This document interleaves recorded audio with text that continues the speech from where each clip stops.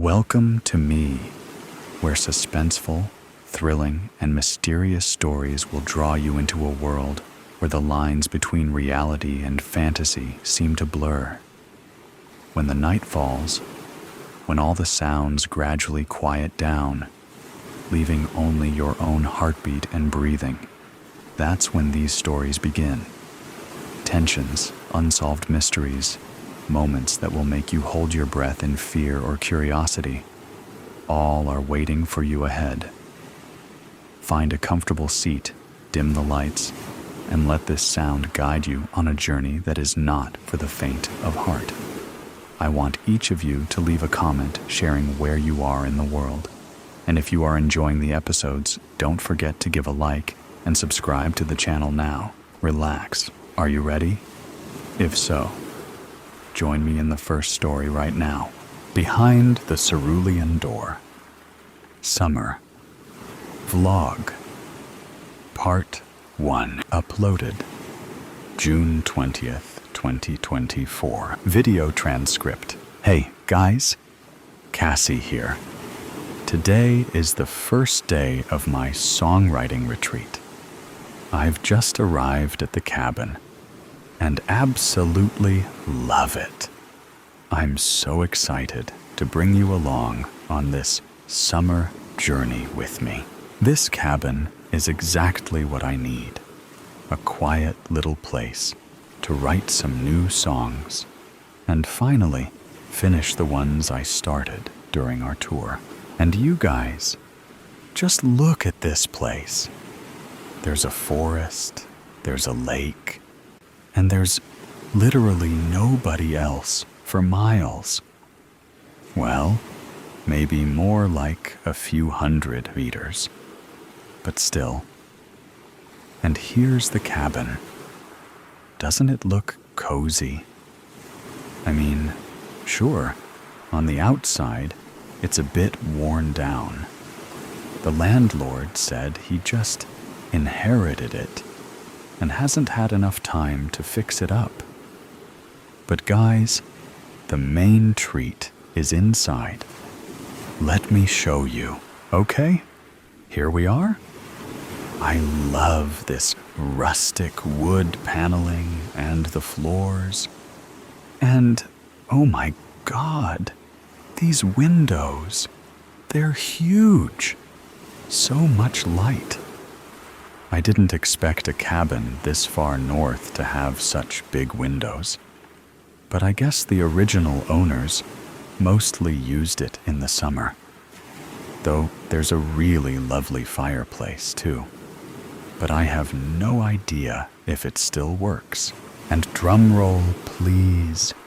Here's the star of this humble abode, this old, trusty, upright piano. You guys, I'm so happy I found a cabin with a piano. There's just something special about writing music on a real acoustic instrument. It feels so much better than any electronic keyboard. It's like the older the instrument is, the more stories it has to tell, you know? But I did bring my portable MIDI keyboard, just in case. This piano is probably way out of tune, but I'll try to fix it. I think I'm gonna set up my laptop right here on this coffee table so I can put some mics near the piano and record my songwriting sessions. Now, here's a small kitchen area. There's running water and everything, and I've already stocked the fridge. Gosh, these windows. Can you imagine how nice it's gonna be to make a cup of coffee in the morning and just sit here, looking at the lake? Anyway, let's get on with the tour. Over here, we've got a door to what I'm guessing is a storage room, or maybe a shed? Not sure. But look at this color. What do you call it? Teal? Or cerulean, maybe. We should totally paint our studio back home this color. I really like it. But in any case, it's locked. The landlord said he doesn't even have a key, so I guess we have a little mystery on our hands. Okay, and here's the bedroom. Not much space here, and I can barely stand straight in this corner, but it's so cozy. Kinda like a hobbit hole. I've started unpacking already. Sorry for the mess. Now, let's go check out the lake. Oh my gosh. It smells amazing out here. I wish you guys could smell it through the screen. It's like pine trees, fresh grass, and a cool breeze from the lake. And listen, can you hear the birds? Not sure if the camera mic is picking it up, but I hope you can. I know I'm gonna spend so much time down here, drawing inspiration from nature. Anyway, I'm gonna settle in now, play some piano, well, maybe try tuning it first, and I'll check in with you guys soon. The reception here is kinda spotty, but I'll do my best to post regularly. See you soon. Bye. Summer Vlog Part 2 uploaded June 21st, 2024. Video transcript. Hey guys. So, it's my second day at the cabin. Last night, I stayed up way too late working on a new song. And I guess my brain didn't fully shut off when I finally went to bed. 'Cause I'm pretty sure I dreamed a melody. Isn't it funny how our minds work? Sometimes I hear a song in my sleep. And in my dream, it's the most incredible thing I've ever heard. But when I wake up, it's kinda meh at best. Or worse, it's not even my song at all. Just something I heard before. But every now and then, I do get a real song idea from my dreams. Honestly, even when I'm awake, it feels like songs already exist somewhere out there. You know? Like when I'm really in the flow, inspired, or whatever you call it. It's like the music comes to me, and I just have to write it all down before it slips away. Weird, huh? Other times, it's more like solving a puzzle. I have all these pieces. I just have to figure out where they fit. And when I find the right spot, it just falls into place. Maybe there's a place where all the songs and stories live, and we're here just to write them down. Who knows? Anyway, enough of my rambling. I tuned the piano as best I could. A couple of keys are still slightly off, but I didn't want to push it and risk breaking something. It's good enough for now. All right, I'm gonna go write down some new song. You guys have a good one, and I'll check in with you soon. Bye. Summer Vlog Part 3 uploaded June 23rd, 2024. Video transcript. Okay, guys, this is weird. Remember how I said I dreamed of a melody? Well, now I'm not sure it's just a dream. I've been hearing this melody in my sleep every night, and last night I woke up, but the song didn't stop. I still could hear somebody, or something humming it. It was really soft, but it was definitely there. I tried recording it, but my mic didn't pick up anything. Just background noise. I swear, I'm not making this up. This song, it's so beautiful, so full of longing, but it gives me goosebumps, and not entirely in a good way. And the weirdest part? It's like it's stuck in a loop. It just ends abruptly and starts over, like it's forgotten how it ends. And now it's stuck in my head. Oh, wait. I'm so stupid. I definitely didn't get enough sleep. Here, let me sing it for you. Then, now you see what I mean, right? It's like it's missing its ending. Anyway, maybe it's just my brain doing weird musician stuff.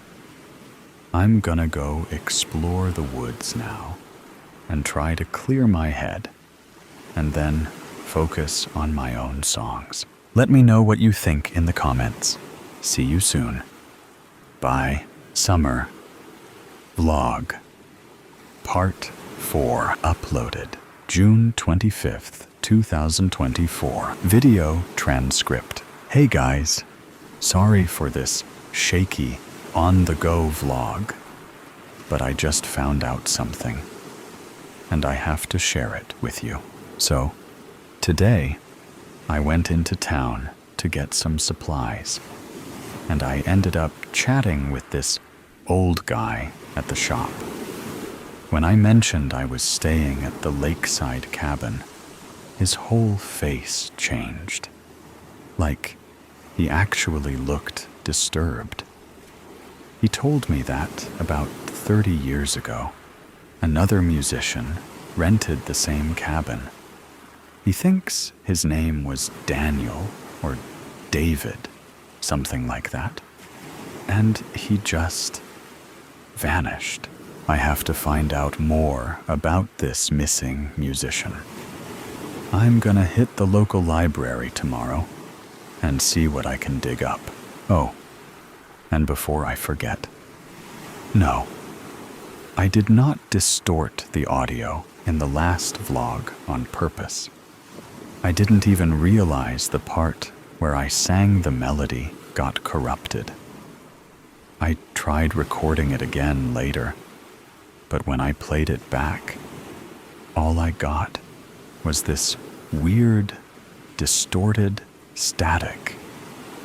And after the third try, the electricity actually went out. Maybe the song wants me to finish it first. Or maybe it's just so old school that it only wants to exist in analog. Either way, for now, I'll just have to stick to good old pen and paper. All right, I'll keep you posted.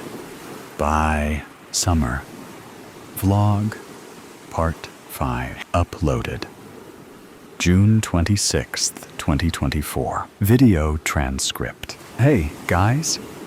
I have an update on the missing musician mystery.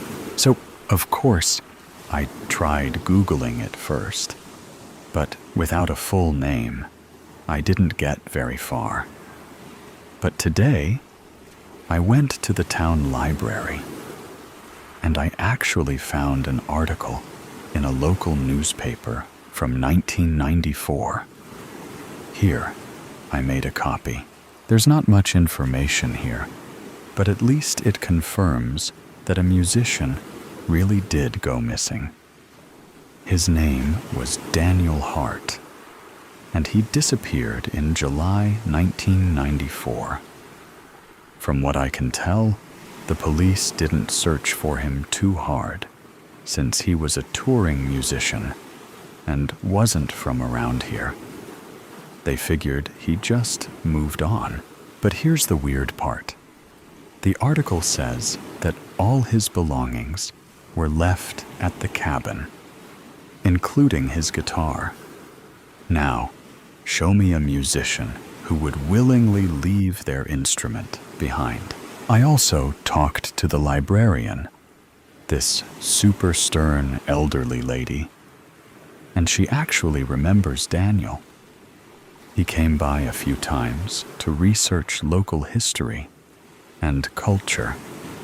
She told me he always seemed to have his head in the clouds, and I think when I was leaving, the lady mumbled something like musician's curse, but I'm not totally sure. Not creepy at all, right? Now, about the melody, I transcribed it into sheet music and have been working on the ending. I've been writing down every option I come up with, but nothing fits yet. But there's something wrong with my notes. I don't think I wrote some of these variations in my notebook. I remember the versions I had in my head, but on the page, they're different. I don't know. Maybe I screwed up and made a bunch of mistakes when I wrote them down. Or maybe I'm just going crazy, like some of you suggested in the comments. It looks like my handwriting, but it's hard to tell with just the do and lines in the notation. And these cadences feel more than just incompatible with the main melody. They feel wrong, almost sinister. Honestly, the fact that I don't remember composing them freaks me out even more than Daniel's connection to the cabin. Summer Vlog, Part 6, uploaded June 28th, 2024. Video transcript. Guys, look. I just noticed this page sticking out from under the locked door. I swear it wasn't there before. Let's see. Oh, wow. It's the song. But, there are a couple more bars added at the end. It looks old. And the handwriting isn't mine. Do you think it's Daniel's? Geez, how is that even possible? And why did this page suddenly appear now? I don't believe in ghosts, but this feels like too much of a coincidence, right? Also, I'm not just hearing the melody at night anymore. Now, it comes as a faint whistling whenever a draft moves through the room. It gives me chills, though I'm not sure if it's the sound itself or just the cold air. Am I losing my mind? Summer Vlog, Part 7, uploaded June 29th, 2024. Video transcript. Guys, I've made some progress on the melody. I got a couple more bars right. I can feel it, but it's still not finished. It's like it's just on the tip of my tongue, but I can't quite get it right. It's louder now. I hear it even outside in the wind, though the farther I get from the cabin, the fainter it becomes. And of course, I can still hear it in my head, since I'm constantly thinking about it. It's the ultimate earworm. There's this urgency in it now. I've got shivers crawling up the back of my neck all the time. I think it wants me to figure it out. And soon. Sorry, I don't have much time to spare. Gotta get back to work. Summer Vlog, Part 8, uploaded June 30th, 2024. Video transcript. Okay, this isn't just cabin weirdness anymore. I ran into town to pick up some groceries and when I came back, this. The whole place was trashed. They tore out a few pages from my manuscript notebook, and there are deep scratches on the locked door, like someone was trying to pry it open. But they didn't take my laptop or camera. The only thing that makes sense is that they were after the song. But why? Luckily, I had Daniel's sheet with me. I know the rational thing would be to pack up and get out of here immediately. But I don't think I can. I need to finish this song. I've always felt like it was important, and now I know it is. I think I'm getting closer to figuring out the right ending. The melody is clearer now, and sometimes, out of the corner of my eye, I swear I see it. This pale blue ribbon of light flowing around me. SVN News Report. July 1st, 2024. Forest fire near Songvale Lake. A fast-moving wildfire broke out overnight near Songvale Lake, with fire crews working since early this morning to contain the spread before it reaches nearby homes and hiking trails. Authorities believe the fire may have originated at a lakeside cabin, possibly due to faulty wiring in the aging structure. At this time, there is no confirmed information about potential victims. Evacuation warnings have been issued for several properties along the eastern edge of Songvale Lake, and officials are urging residents to stay alert and be prepared to leave if conditions worsen.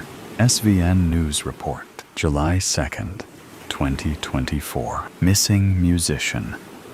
Last seen near Songvale Lake. Authorities are searching for Cassie Reed, a 29-year-old musician who was last seen in the town of Ridgepoint, just a few miles from Songvale Lake, the day before a fast-moving wildfire broke out in the area. According to local authorities, Reed was reported missing by her manager after she failed to show up for a scheduled video call yesterday. She had been renting a lakeside cabin near the fire's suspected point of origin. Reed was last seen on June 30th at a small grocery store in Ridgepoint. Witnesses say she appeared distracted and was acting strangely. Authorities have not confirmed whether Reed was inside the cabin when the fire started. Officials are urging anyone with information about Cassie's whereabouts to come forward. Meanwhile, her fans have taken to social media, using the hashtag #FindCassie to share updates and express their concern. Summer vlog. I'm alive. Uploaded July 8th, 2024. Video transcript. Hey guys, Cassie here. I know many of you have been worried, but I'm okay. I had to go dark for a while. Someone, or something, set fire to the cabin, and they still might be after me. And the melody. I know some of you already thought I was crazy. Now, you'll be sure of it. But hear me out. I believe the song saved me. I found the right ending. I know the whole song now. It happened just a couple of hours before the fire. The moment I played the melody from start to finish, I heard a creak. The cerulean door opened. Inside, there was a room filled with old instruments, flutes, violins. I think I even saw Daniel's guitar. And there were cassette tapes, too. There were many more musicians before me or Daniel. I don't know what happened to them, but many of them tried to write this same song. I found heaps of sheet music in that storage room, all in different handwriting. Some pieces were definitely the same song, with variations of the last part, though not many were finished. What's interesting is that some of them felt right to me, even though they were different from my version. Maybe the ending isn't just about fitting the song. Maybe it's about reflecting the person writing it. And there were other songs, completely different ones, each with variations of their own. I don't know what that means yet, but I believe this song holds some kind of benevolent power. A protection spell, maybe. Something that keeps a darkness at bay. A darkness that's been trying to destroy the song. And anyone who tries to finish it. I think all those creepy feelings I had were coming not from the song itself, but from that darkness, trying to scare me away. And when I finally finished the song, it got really, really mad. I must have dozed off while going through all that sheet music. But I woke up to the melody whistling under the eaves. It was so loud and piercing, like a siren. That's when I smelled smoke. The cabin was on fire.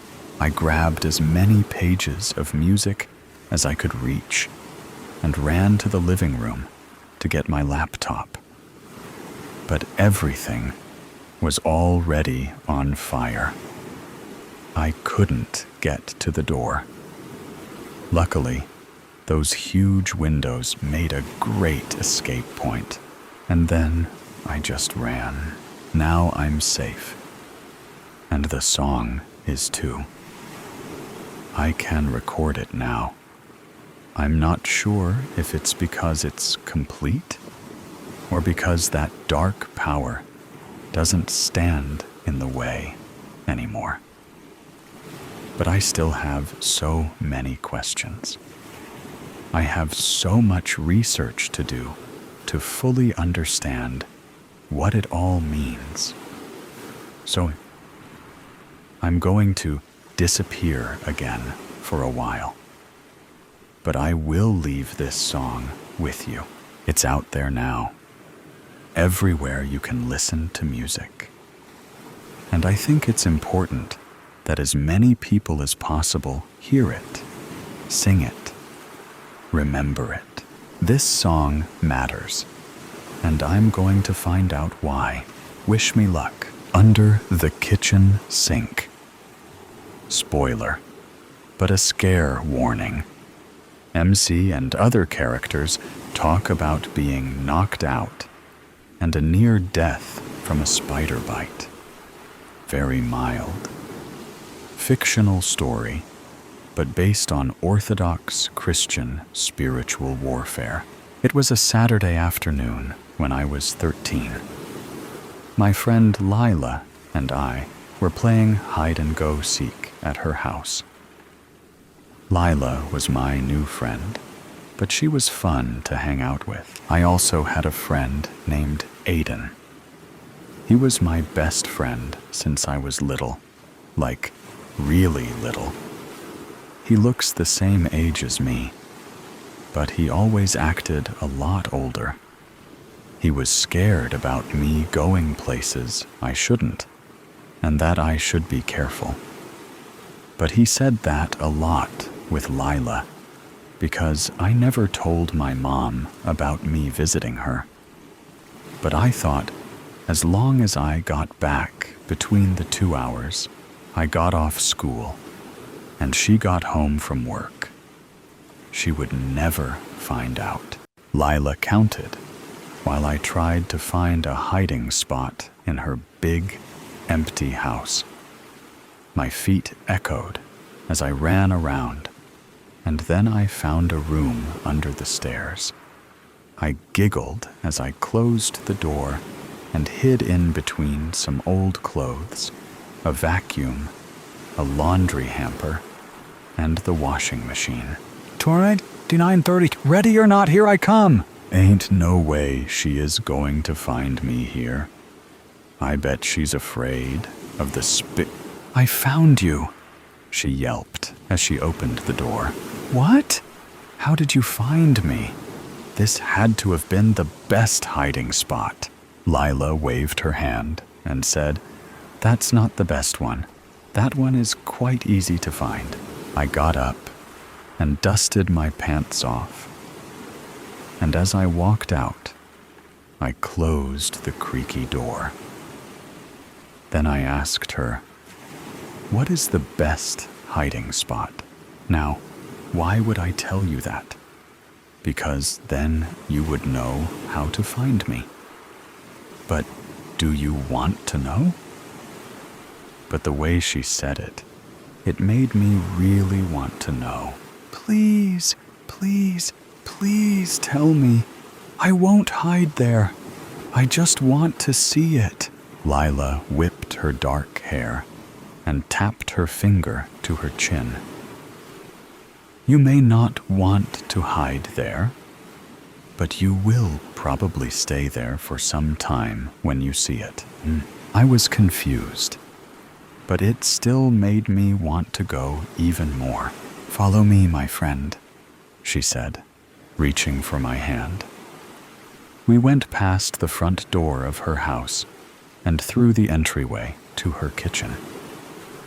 I hopped on the white tiles as I followed her, and she let me go. "Are you ready?" she asked. "Mm-hmm," I nodded excitedly. She then reached into the pocket of her black coat and pulled out an old key. Then she walked to the weirdest spot ever, her kitchen sink. She bent down to this big lock and fat chains and popped the key in and turned it like it was easy. Then she slowly opened the doors, but with a smile that was weirdly excited for me to see it. And once the doors are opened, I hear a loud whooshing sound and what looked like a big black hole. Whoa! How come I've never seen this before? Has anybody seen it before? Oh yeah, a lot of people have, but only people who choose to listen to me instead of, well, don't mind that. Go ahead and go inside. But where does it go? It won't hurt, will it? I don't want to do things that I know I shouldn't and get hurt. "You'll be okay, you promise?" Lila said. "Look at all the fun games we play together behind your mom's back. Trust me, this is what you want." I felt scared, but I wanted to believe her. I took a few steps toward the sink, and the closer I got, the closer I felt like it was pulling me in, and it was harder to get away.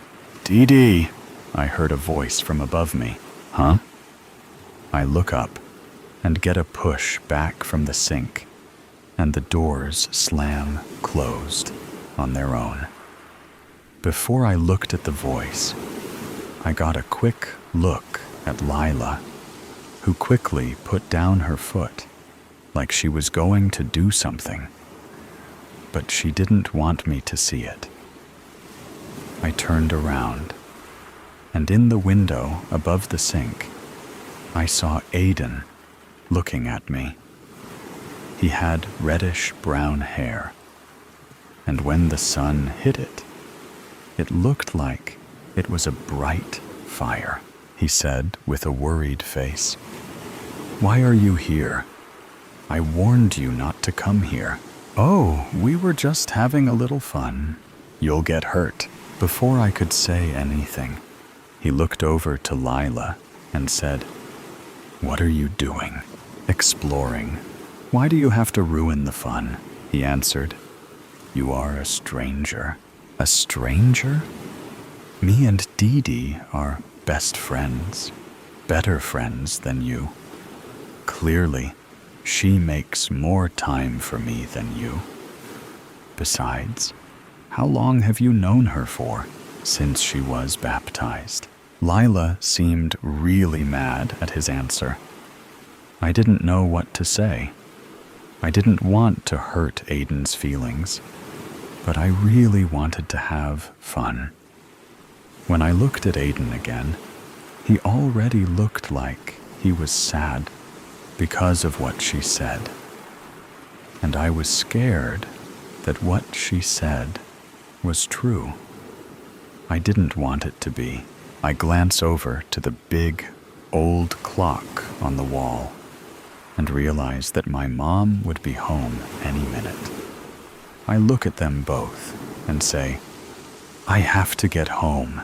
Aiden told me, "Maybe you should tell your mom about this."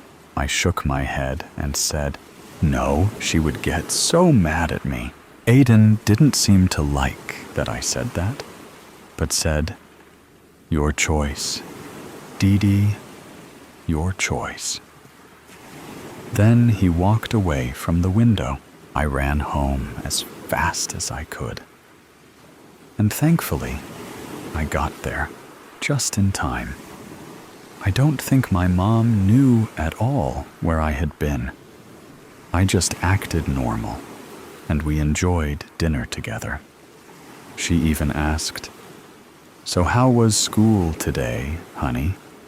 I heard you had a hard time on the test." I knew I could have done better, but I felt so sleepy.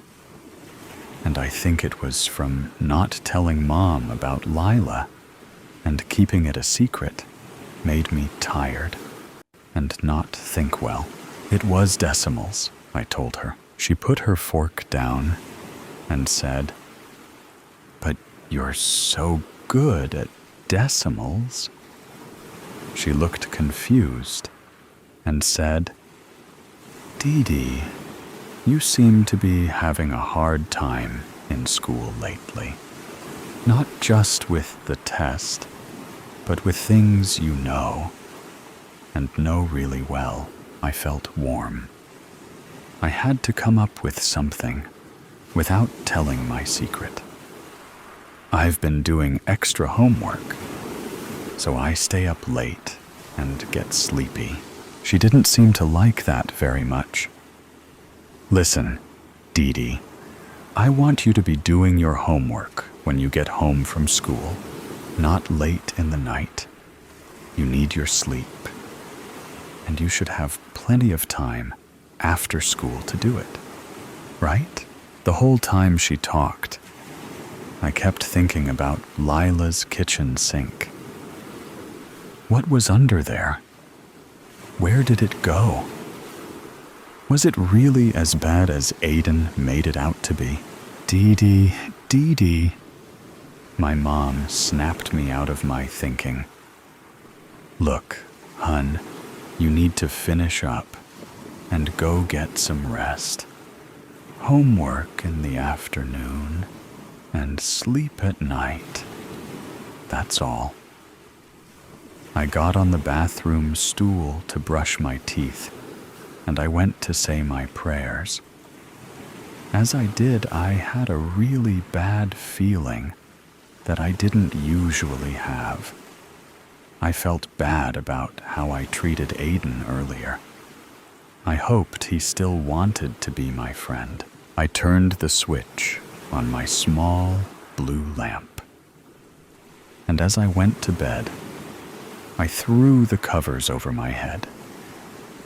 My blonde hair got in my face as I curled up, confused about my day. Psst! I didn't think anything of it and closed my eyes tightly. Psst! That time was too loud. I threw my blanket off to look around my room. Then I saw someone in the window again. But it wasn't Aiden. Lila stood on the roof outside my window and said, "Hey, you're up." "Lila? What are you doing here? It's past my bedtime." I began to speak in a whisper as I looked really quickly toward my cracked bedroom door. "My mom might still be up. Bedtime, schmed time. It doesn't matter as long as you don't get caught. Don't you want to see that portal?" But Aiden said not to. Lila rolled her eyes and said, "Aiden isn't saying that because he is worried. Aiden just doesn't want you to have any fun." "But come on, you don't want to be a scaredy cat, do you? You can do what you want. You wanted to see the hiding spot yourself. Remember?" With the last word, she said, her eyes lit up. But it wasn't in a good way. I really wanted to see what that black hole was. Maybe she was right. I can do what I want. We were back in her kitchen. She had led me out of my house by a rope she tied to the roof, and I had no idea where it came from. "Are you ready this time?" she asked. I nodded, even though I was really scared, and my heart beat faster than it had beaten. She opened the cabinet doors again, and I was greeted by the loud sound and twirling portal. I slowly tippy-toed toward it. Closer and closer and closer. Then Lila pushed me. She grunted. I screamed the loudest scream, and I don't think anyone heard me. As I began to fall down into the dark space, I saw a ledge and held onto it, trying not to let go, because I knew if I fell any further, no one could help me. I turned around, and the last thing I saw was Lila. But it wasn't Lila. She had turned into a nasty creature with horns and a long tongue, and her eyes did the same thing they did when she came to get me from my house. That's what happens when you mess around where you shouldn't while passing on. And she closed the cabinet. I screamed and screamed and screamed, but it just echoed at me. I yelled for someone to help me, but no one was there. I should have listened to Aiden. I yelled again, now crying loudly. I should have listened. The last thing I could think of was to say a prayer. I knew I felt guilt the last time I prayed, but I knew I still had to. I pulled down my nightcap with one hand, but quickly put my hand back on the ledge. Lord Jesus Christ, Son of God, have mercy on me, a sinner.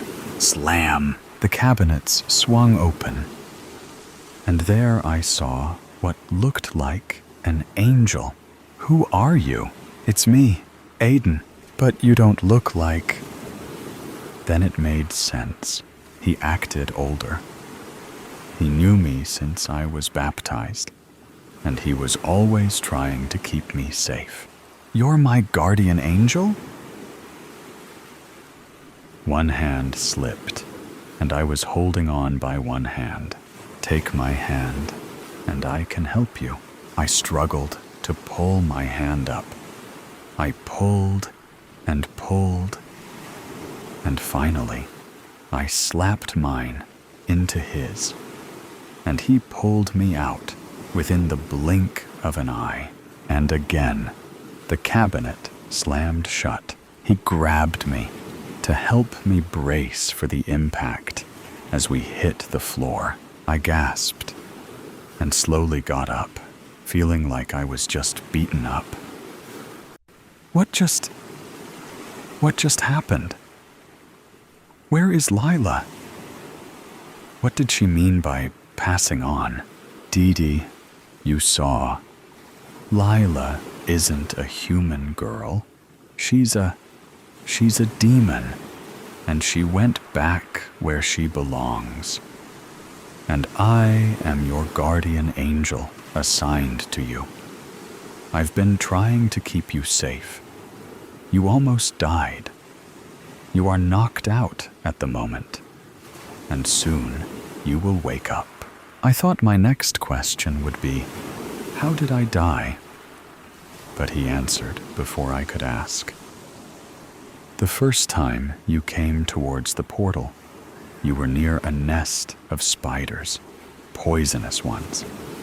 And because you had disobeyed, and how close he had become to Lila, you put yourself in a very dangerous position. But I pulled you away. This time around, one bit you, and it was almost enough to kill you. But thank the Lord you prayed when you did, before it was too late. Or we'd be in a different situation. I thought about it. If I had passed, it would have been 3 days, and then it would have been the toll houses. And I certainly wasn't ready for them yet. I was shocked. But this is all happening, right? How about hide and seek? What happened with that? It still happened, but you were the only one who could see Lila and me as well. But the portal itself exists, but not in the way you thought may have at first. I stood there and sat back down. What do I do now? What I've told you to do is be honest and listen to those who are trying to protect you. We stopped talking for a minute. I needed to take a moment to think about what happened. We both looked at the moon, and my last question was, when will I wake up? Just keep looking up, he said. Your mom will come to find you here safe. And will I see you again? He looked at me and smiled and said, just continue to live as you should. I will always be here to protect you. Let's continue with the next no less thrilling stories. Lucid Dr. Mira Santos aligns her pen at a precise 90-degree angle to her notepad, then adjusts it to 89. Perfect precision matters. Her office presents an unbroken landscape of whites and grays, walls, furniture, even the spines of journals arranged by height on custom shelving.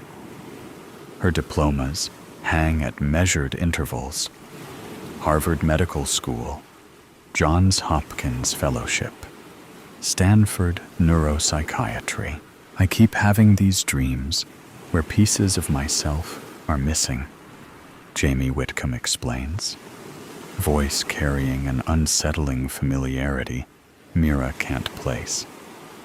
Like someone tore pages from my story. She observes his hands as they animate his words. Index finger extended, thumb perpendicular. A gesture triggering a microsecond of déjà vu that she immediately classifies. Transient memory phenomenon. No clinical significance. Perhaps we could explore these gaps through guided imagery, she suggests, noting the clock. 2:37. I think my unconscious is getting tired of being ignored, Jamie says, meeting her eyes with unexpected directness. His fingers tap against his knee. Tap, tap, pause, tap. A rhythm that seems momentarily significant, then doesn't. You wrote something about this, actually. How the mind creates increasingly dramatic interventions when we persist in avoidance.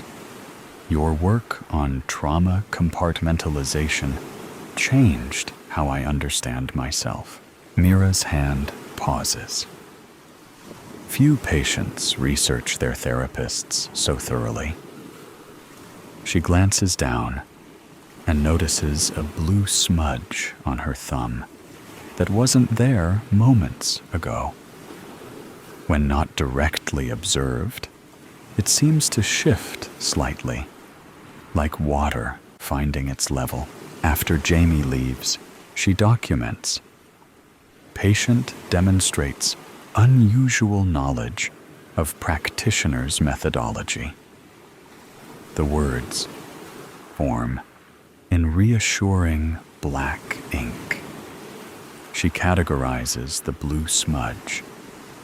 Stress-induced perceptual anomaly. Clinical terminology creates immediate distance.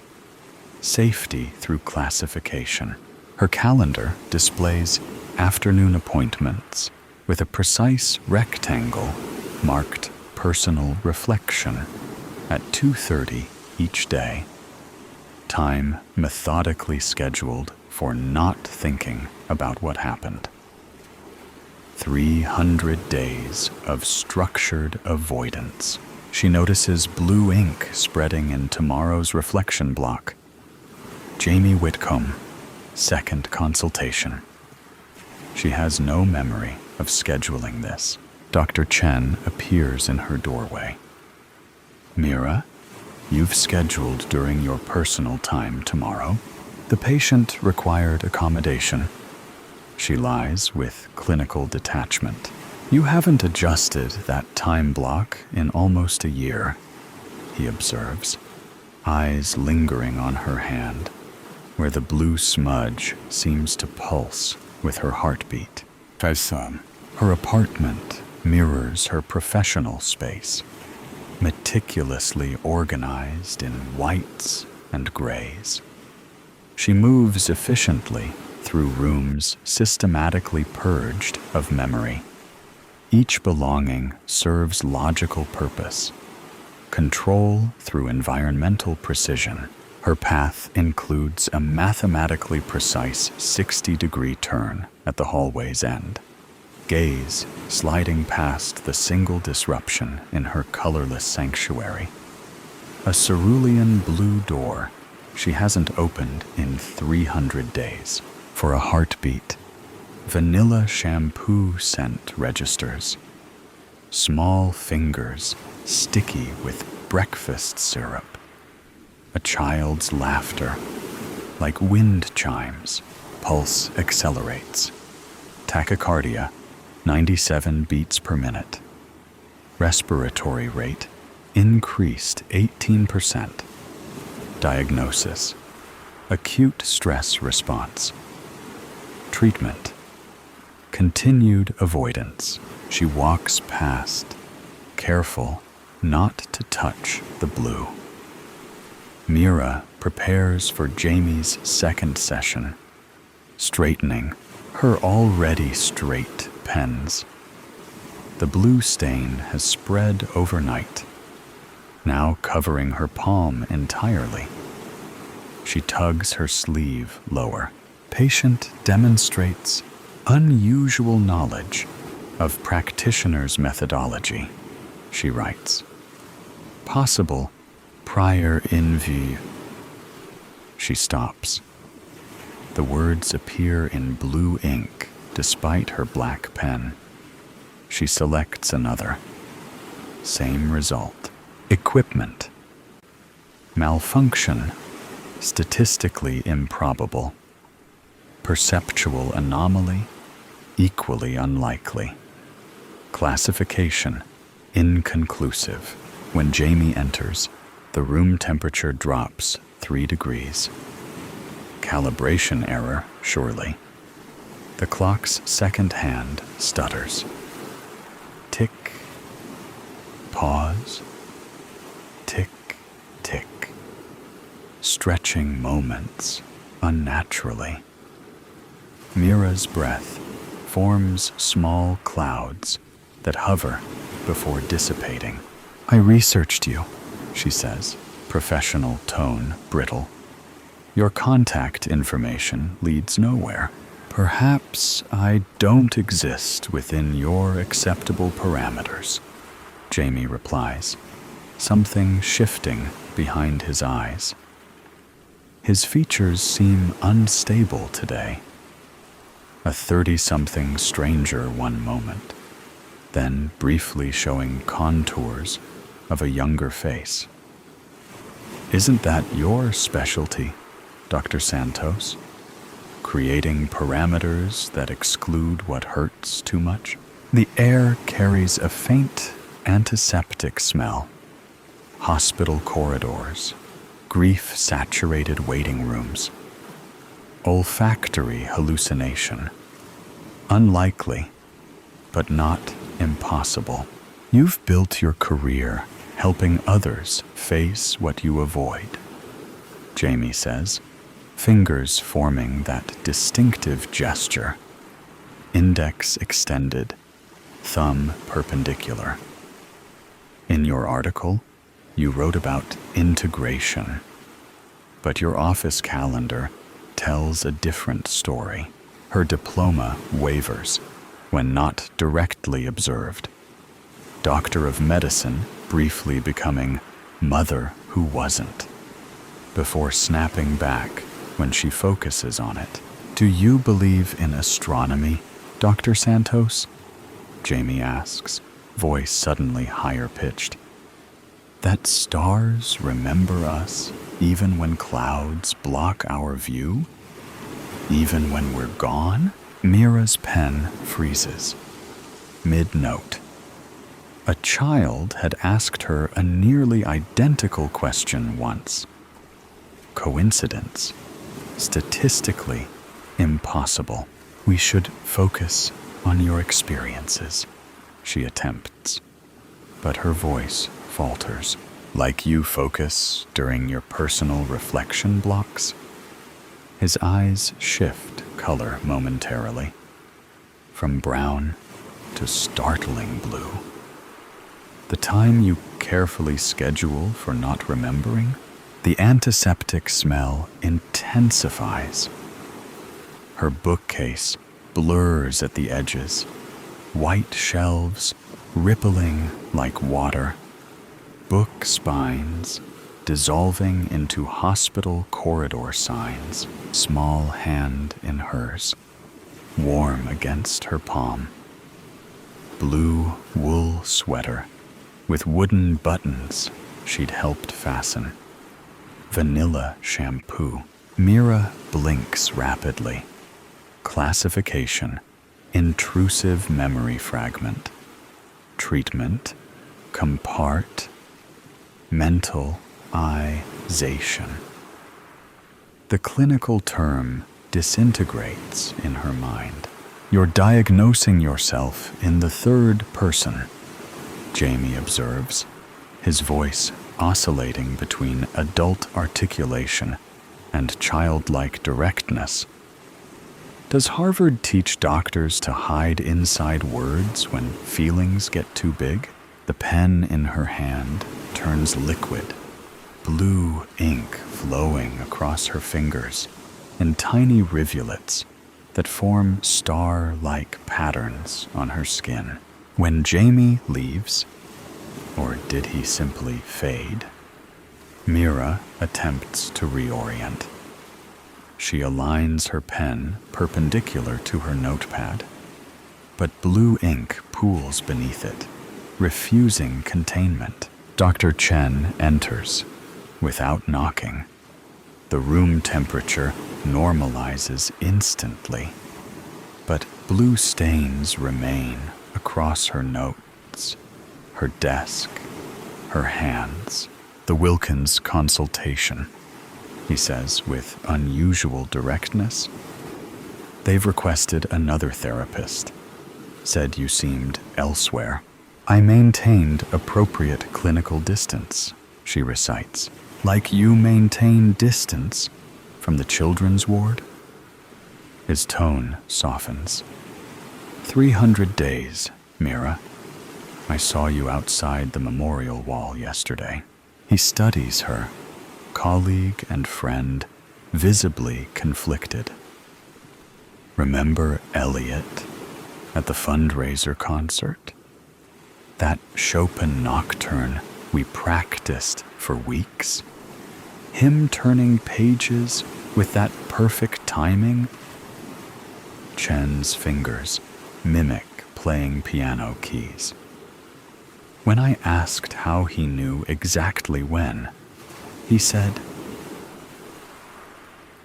"The music tells me," Mira finishes, throat constricting. It gets ready to need more space. Chen places a blue folder on her desk. You told Phillips to compartmentalize grief. That's not what you taught before. The patient was mirroring your strategy. Chen interrupts gently. Look at your hands. The blue has spread past her wrists, pulsing with her heartbeat. That night, the blue door PULSES with its own tutha. Mira arrives for Jamie's third session to find him already seated. Today he wears a blue sweater with wooden buttons instead of his usual suit. Her office temperature has dropped 10 degrees overnight. Facility malfunction, she mutters, but her breath forms dense clouds. The second hand on her wall clock stutters. Tick, tick, stop, backward tick, then freezes at precisely 2:37. Your calendar has transformed, Jamie observes. Blue ink has spread across her appointment book, forming distinct patterns. The Big Dipper, Orion, constellations she once traced on a bedroom ceiling. Irregularity in the ink compu. The words disintegrate before she can complete them. Her diagnostic vocabulary suddenly foreign. Letters rearranging themselves, still trying to diagnose away what you feel? Jamie asks. His features shift. Adult one moment, then child's eyes, gazing from adult face, then small fingers emerging from suit sleeves. How's that working after 300 days? The antiseptic smell intensifies. Hospital-grade disinfectant, coffee from a nurse's station, vending machine cookies. Her cream walls ripple. Hospital corridor, green bleeding through, like watercolors on wet paper. Patient exhibits acute dissoc. She can't complete the word.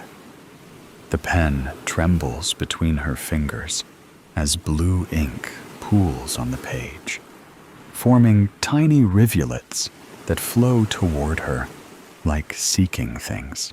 You taught me about grounding techniques, Jamie says, his voice shifting higher. The hand gesture again. Index extended, thumb perpendicular. When things feel overwhelming, find 5 things you can see, 4 you can touch. I never taught. Mira stops. She never met Jamie before 300 days ago. Statistical impossibility. Logical incongruence. professional boundaries compromised. When things get scary, he continues, features now unmistakably childlike beneath adult bone structure. Find something solid to hold on to, like your hand when we crossed parking lots. Her bookcase dissolves completely, revealing hospital waiting area chairs. The leather beneath her fingertips becomes vinyl, cold, sterile. A water cooler gurgles in the corner where her ficus plant had been moments before. The clock face melts, numbers flowing into blue puddles. Her diplomas rearrange into memorial service programs. This represents functional.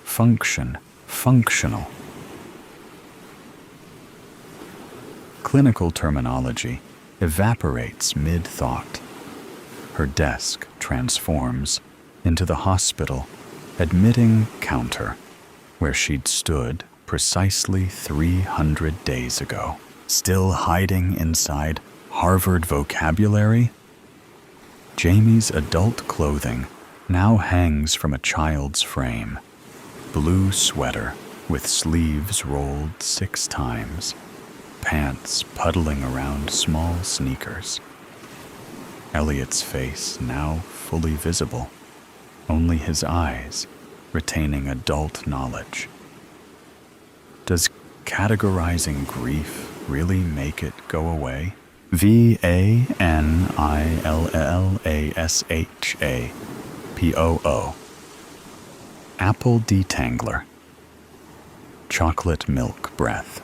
This isn't Her hands convulse, sending her pen spinning across the floor. This cannot.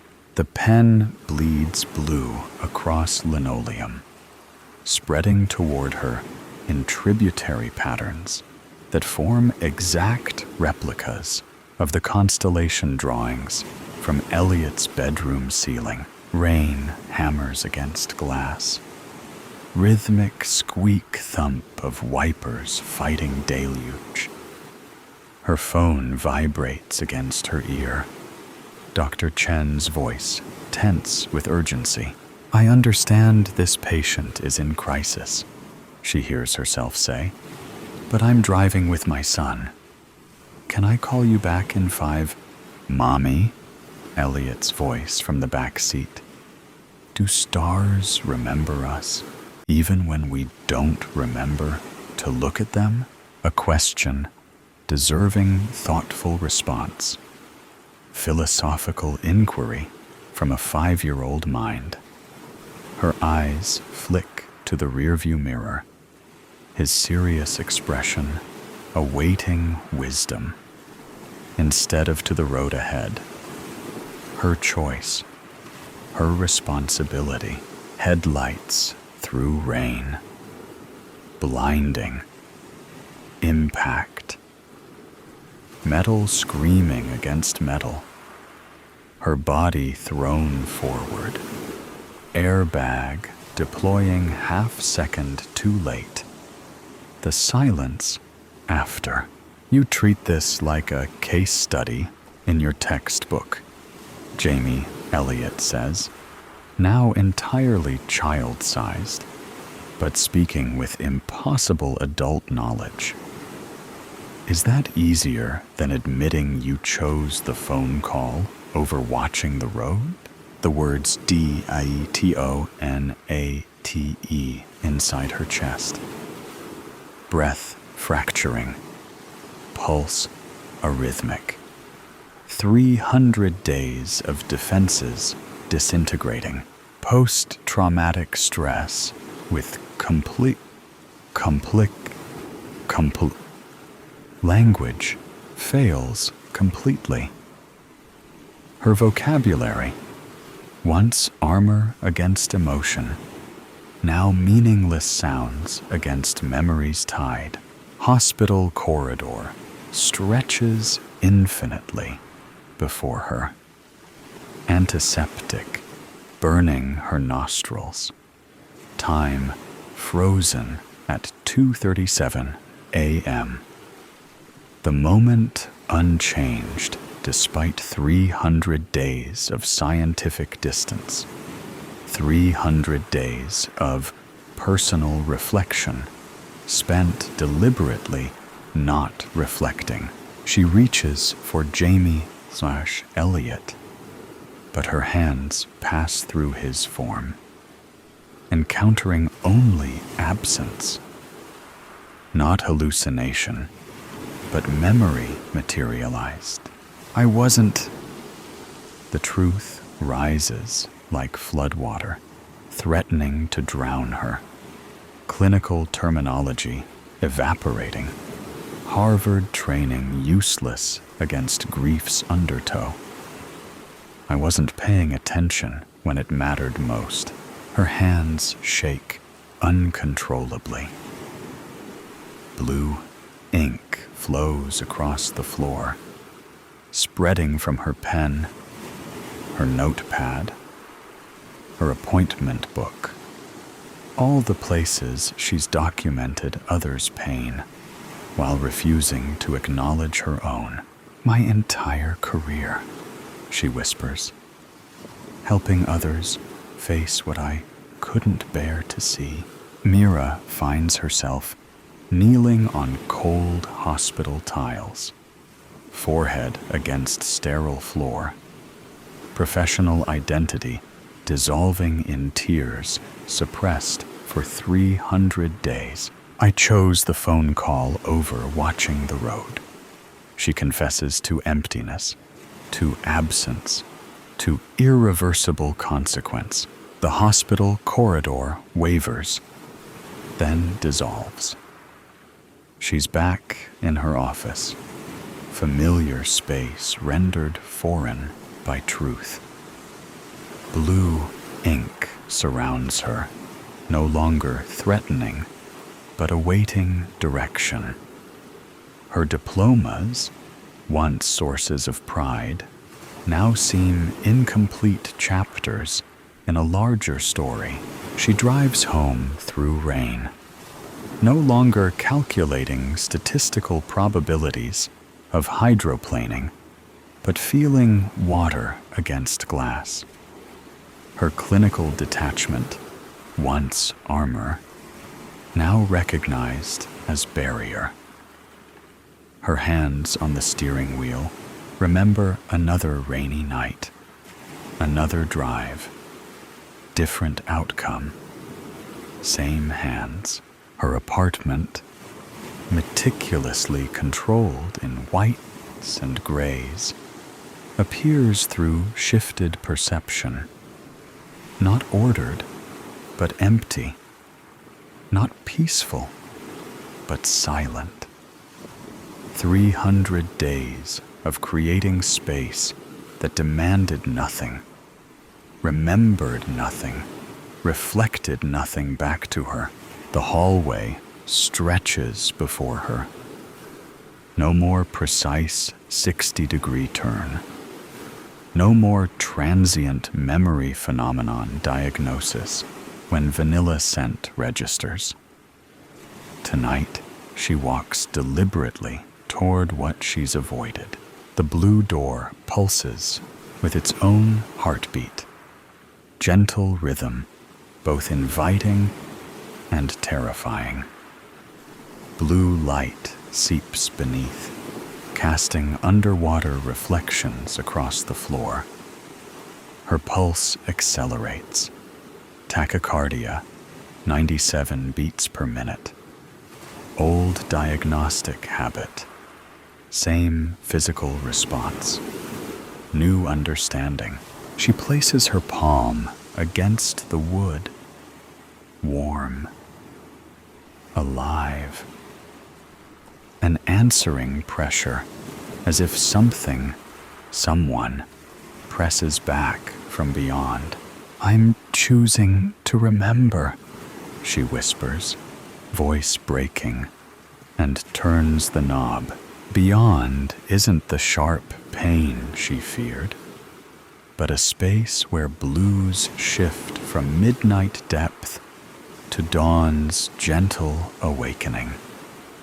Stars hang suspended, constellations from a ceiling painted on a Saturday afternoon with small hands guiding hers. Not distant points, but presences casting soft illumination. The air carries forgotten scents: vanilla shampoo, apple detangler, chocolate milk. Before bedtime, piano notes drift through blue. Chopin Nocturne, 4 hands at different octaves. Laughter when they missed transitions. Eliot sits cross-legged beneath Draco, his favorite constellation, because dragons should get to live in the sky too. He wears the blue sweater with wooden buttons she'd helped him fasten that morning. When he looks up, his eyes hold both childlike wonder and impossible understanding. "You finally came," he says simply. "I was afraid," she answers, professional terminology inadequate for the ache in her chest. His small hand reaches for hers. Warm pressure, simultaneously present and preserved from before. "I've been here the whole time. I'm sorry," she tells him, words carrying 300 days of avoided grief. "I looked away when I should have been watching the road." He nods, serious expression, exactly as she'd seen in that final rear-view glance. "You were helping somebody who needed you. That's what doctors do." "Not more important than you," she whispers, voice raw. He considers this with child's directness. Maybe not more or less, just different. Like how we needed different sides of the piano bench to reach all the keys. She hadn't expected wisdom from loss, hadn't allowed possibility beyond absence. "Remember when I asked about stars?" he says, looking upward. "If they remember us when clouds come?" She nods, tears flowing without clinical categorization. "They do," he says with certainty. "Even when nobody's looking up, blue light pulses around them. Not invading, but connecting. Stars above and blue beneath, creating space between memory and presence where healing begins. Your patients need you to remember too," he says, child's voice with unchildlike insight. "Not just me, but what happened." She nods, understanding forming from fractured pieces. Not compartmentalization, but integration. Not absence, but transformation. Not forgetting, but carrying forward. "I won't stop looking for you in the stars," she promises. His smile combines mischief with impossible wisdom. "Even when you forget, I'll remember. That's what stars do." When Mira awakens, dried tears trace her cheeks. Her office has transformed. Pearl gray walls now carry blue undertones that shift with changing light. Harvard credentials hang beside a child's drawing of constellations labeled "Me and Mommy's Star Map." The clock runs smoothly past 2:37, that moment acknowledged rather than avoided. On her desk sits a fountain pen filled with blue ink, her deliberate choice now.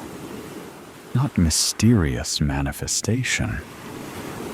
Beside it, her appointment book with integration practice, replacing the blocks formerly labeled personal reflection. Not scheduled avoidance, but purposeful remembering. The phone rings. Dr. Chen about an urgent patient crisis. 300 days ago, she would have answered immediately. Today, she notes the time, 5:27 p.m. Elliot's astronomy club meets in her memory at 5:30. "I'll call back in 20 minutes, she tells the receptionist. "I have an important appointment first." She allows herself to remember for exactly 3 minutes. Blue sweater, constellation maps, questions about stars, before returning to professional responsibilities with renewed presence. Later that week, a new patient sits across from her, describing familiar patterns. "After my daughter's accident, I created separate compartments," the woman explains, fingers tracing invisible boundaries on the armrest. Work Susan never mentions Emily. Mother Susan only exists on scheduled Sundays, when I permit myself to visit her room. Mira recognizes her former self in this careful division. 300 days ago, she would have praised this compartmentalization as adaptive coping. Standard protocol suggests emotional containment during grief responses. Mira pauses, feeling blue ink against her fingertips. She deliberately sets her manual aside. "Protocols have their place," she says, leaning forward slightly. "But they can't account for how grief rewrites our internal maps. Compartmentalizing doesn't actually protect us. It fragments us. Integration doesn't mean constant pain, but allowing memory to exist alongside present moment."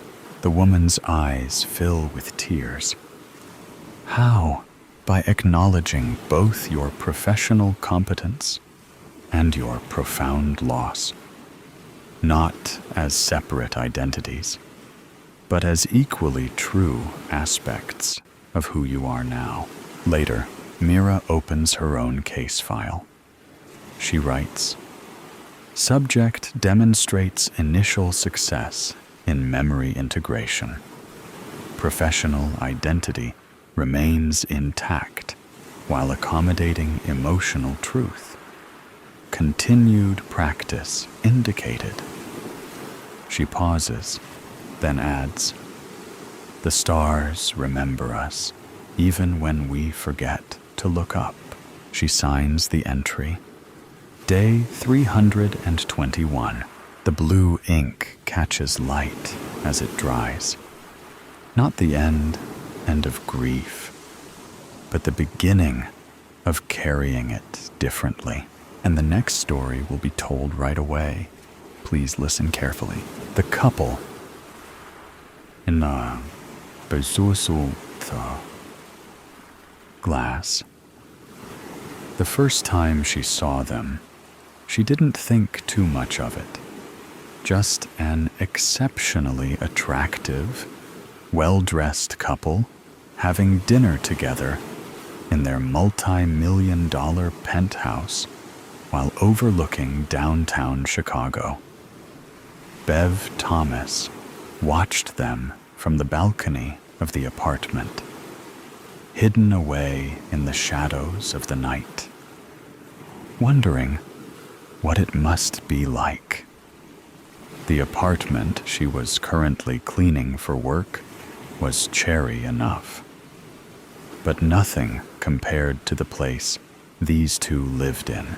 She'd studied them, admired them, became invested in them. But never once did it occur to her during that first sighting that anything was wrong. The woman wasn't just beautiful. She was elegant. Elegant in the way that women just weren't anymore.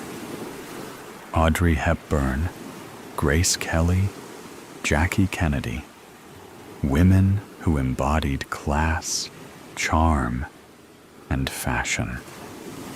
The woman in the window looked as though she belonged on that same list, regardless of the fact that she was completely unknown to Bev.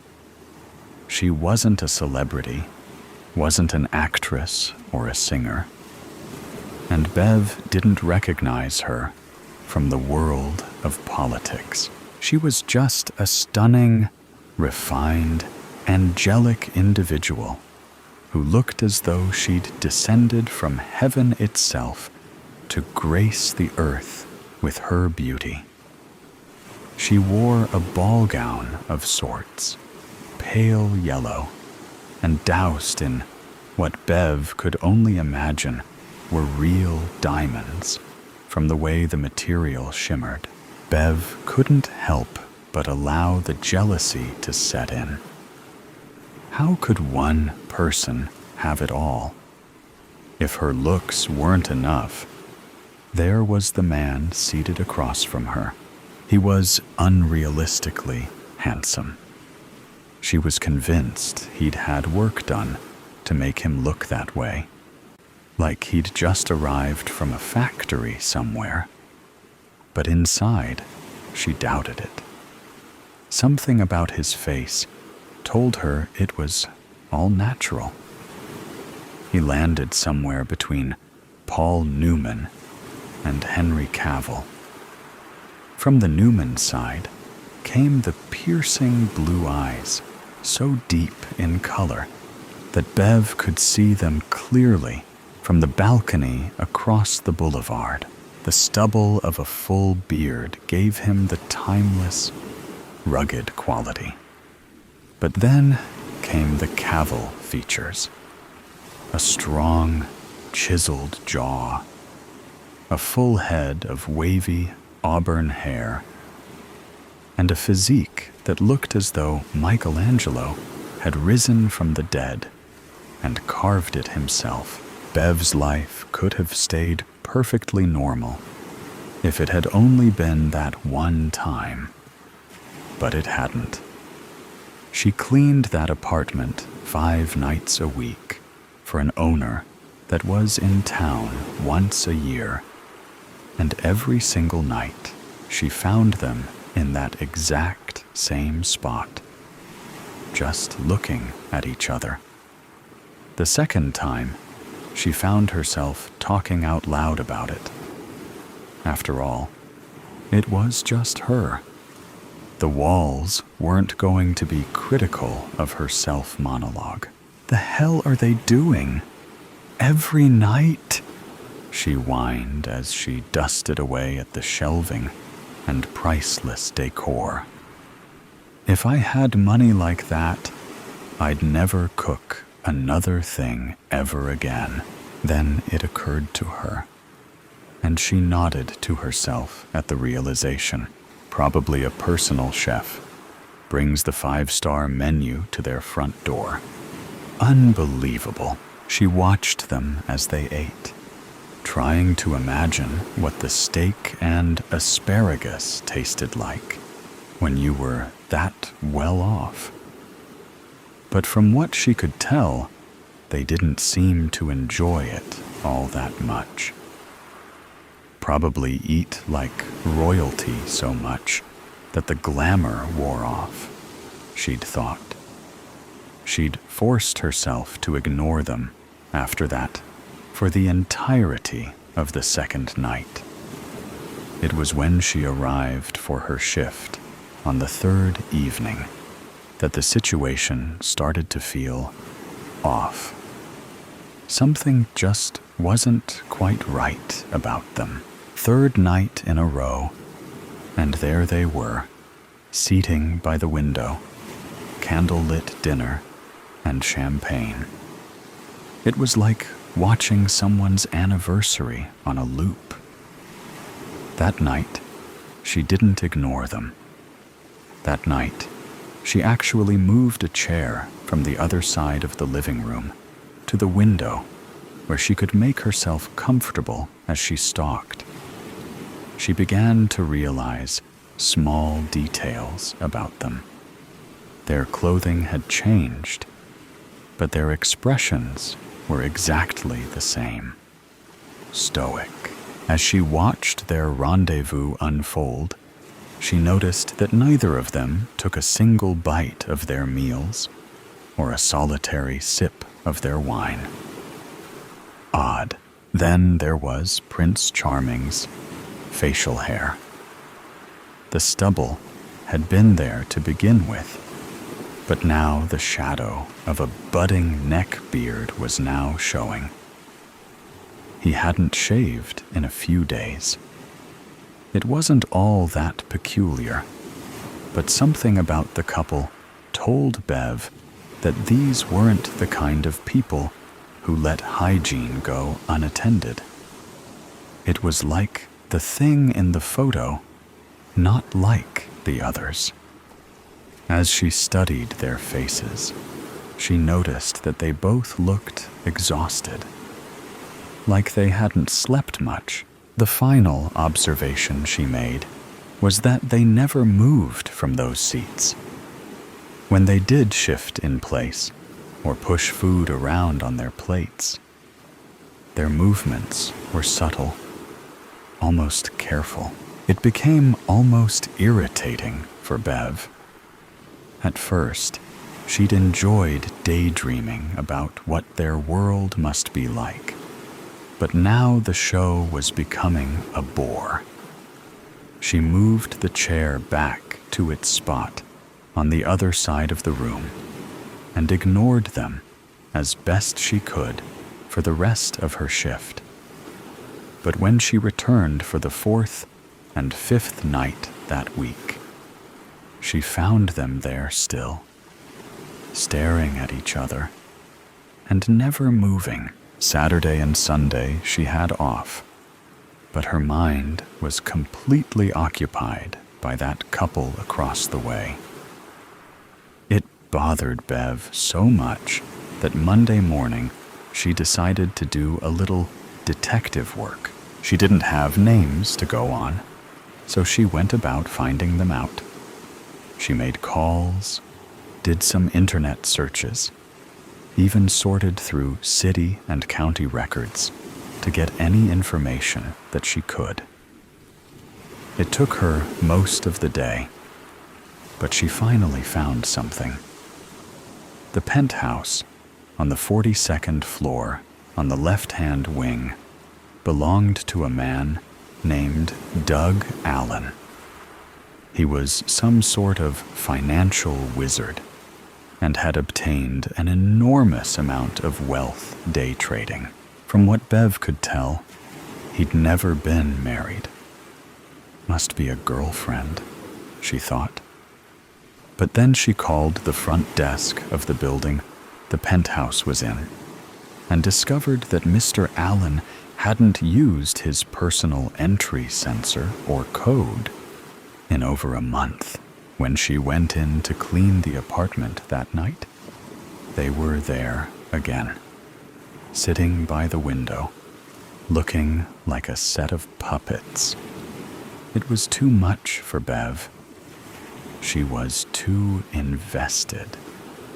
She made her way across to their building and waited outside until a stranger walked in, walking in behind them and onto the elevator as if she belonged.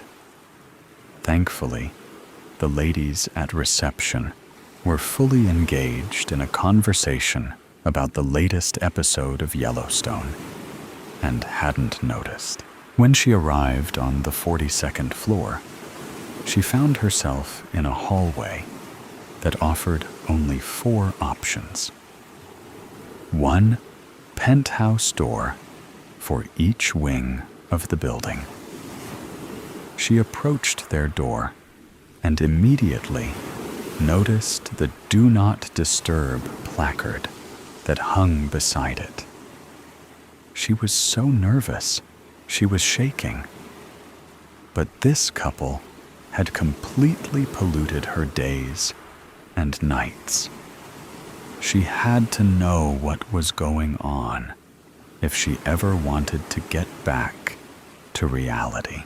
She didn't know what she would say when they answered, but she decided she would figure it out as she went. She knocked once with the intention of doing it a second and third time, but when her knuckles connected with the door, it inched open slightly. It hadn't been properly latched. She looked at the opening for over a minute, trying to decide what to do. Clearly, they hadn't heard the knock, as no one came to the door to confront her. Surprising even to herself, she was actually considering letting herself in just enough to get a glimpse. She decided against the idea initially, but as she reached for the knob to close the door, she couldn't help herself. She shifted it open a little further, just enough to see inside. There was a small table in the center, and on the top were dozens of photos and documents. She'd come this far. She needed something to satisfy her insatiable interest. She approached the table and began to peruse the contents. The photos were all of the couple in the window, but the images were all from afar, as if whoever had taken them had done so without their knowledge.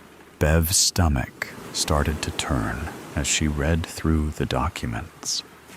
Every one a piece of evidence. Evidence of an affair. It wasn't the affair itself that unsettled her. It was the fact that someone had collected evidence of it and had compiled it right here in the home of the man involved. She set the papers down and began to take steps backward as quietly as she could. But a noise behind her forced her to a complete stop. "You shouldn't be here," he said. Bev was frozen, the fear infiltrating every cell. She was caught. But that wasn't what frightened her. It was what she had walked into. She turned slowly, being careful to control her movements. As she did, she found herself face to face with the barrel of a pistol. The man holding it was calm, but in a way, perplexed. Like he wasn't sure exactly what to do with this discovery. "I'm sorry," she started to say. What are you doing here? You shouldn't be here. I cleaned the apartment across the street, and She couldn't find the words, and any she did came out mumbled through her now shaking lips. She'd never seen a gun in person before, much less had one trained on her face. She couldn't think, and she could hardly breathe. He raised his free hand and rubbed his forehead as if working through a complicated mathematical equation. "Move," he said. "What?" "I said move. Into the dining room," he said, waving the gun in the direction she was to go. She did as she was told, inadvertently holding her hands in the air like she was under arrest. She knew it was silly, She would have felt much better if a police officer were detaining her versus what she was currently experiencing. As she emerged into the dining room, the couple she'd been watching for over a week came into view. They had to hear her enter, but they didn't dare move, and Bev believed she already knew why. "Douglas, Denise, we have an unexpected guest," he said. Still, they didn't move. Bev waited for a verbal confirmation that they were even alive. But then she saw the woman he'd called Denise's throat catch slightly as she fought to control her breathing. "I think introductions are in order. Why don't you go first?" he said, poking Bev in the back with the gun. I'm Bev Thomas. I just clean the apartment across the street. Perhaps you'd like to tell us exactly why you've intruded upon our evening of wonders and romance. Bev Thomas. I noticed them having dinner in the same spot all last week, and You were nosy, the man said, finishing her sentence. I was concerned. You didn't mean what? To break into this apartment? To impose somewhere you weren't welcome? But you did it anyway, didn't you? Bev Thomas. You know what, though? That's okay. You see, you and I are a lot alike. Curious. You were curious about this beautiful couple. So was I. You can imagine just how curious I was when I discovered that my wife of 15 years was having an affair with a wealthier, more attractive, and apparently more adventurous man. Bev didn't know what to say. Her fears were being confirmed, but that didn't bring her a single ounce of relief. For once, she wished she'd been wrong. Since they can't answer for themselves, allow me to complete the introductions. Douglas Allen, my wife's new lover. My darling wife, Denise. As for me, my name is about as important as our marriage was to my whore of a wife. Again, Bev stayed quiet. You must be wondering what exactly you happened upon tonight. Bev Thomas, let me illuminate you. You see, I have been tracking this forbidden love affair for over 2.5 years. Every meetup, every email, every middle of the night phone call that my wife took from the downstairs bathroom as if I wouldn't hear. Everything. I was so moved by the greatest love story ever told that I figured, why not recreate it? Let the lovebirds live through it all one more time. We've been at it for weeks, Bev. Day and night. Every dinner date, every intimate conversation, every single moment of sexual engagement, all of it on replay, like a show on Broadway. The obvious difference is an audience of only one to enjoy it, he said, referring to himself. She doesn't have anything to do with this, Mike. Just let her leave. Denise's sudden outburst startled Bev so much that she almost jumped. The woman in the window had finally broken her silence. The man called Mike was still behind her, so Bev couldn't see his face. Even so, she could feel the anger radiating off him like heat from a bonfire. "What is the rule, Denise? What is the fucking rule?" She didn't respond, nor did she look away from Doug Allen. Her face was expressionless, but her eyes told the story all on their own. It was clear to Bev that Denise was overrun with fear. She'd messed up, and she knew it. Bev flinched as Mike's footsteps met her ears. He moved around her, making his way toward Denise, slowly and methodically, like a hungry tiger closing in on a wounded antelope. "I asked you a question," he said calmly as he arrived at the table. Again, she refused to answer. Mike sighed heavily and pulled something from his pocket. Before it registered what he had retrieved, the blade of the folding knife had flipped open and had been driven through Doug's hand, nailing it to the tabletop. Doug screamed out in pain, and Denise did the same. All the fear, anger, and misery exploding out of her. "Look what you made me do, you whore. You worthless bitch.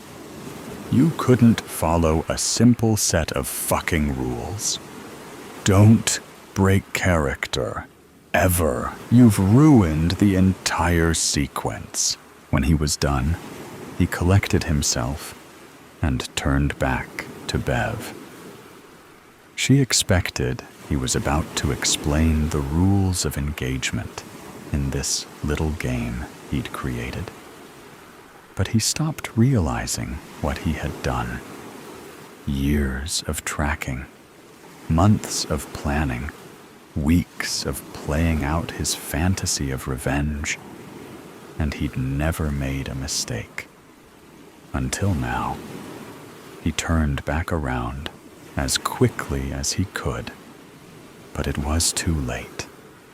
Denise had already pulled the knife from Doug's hand.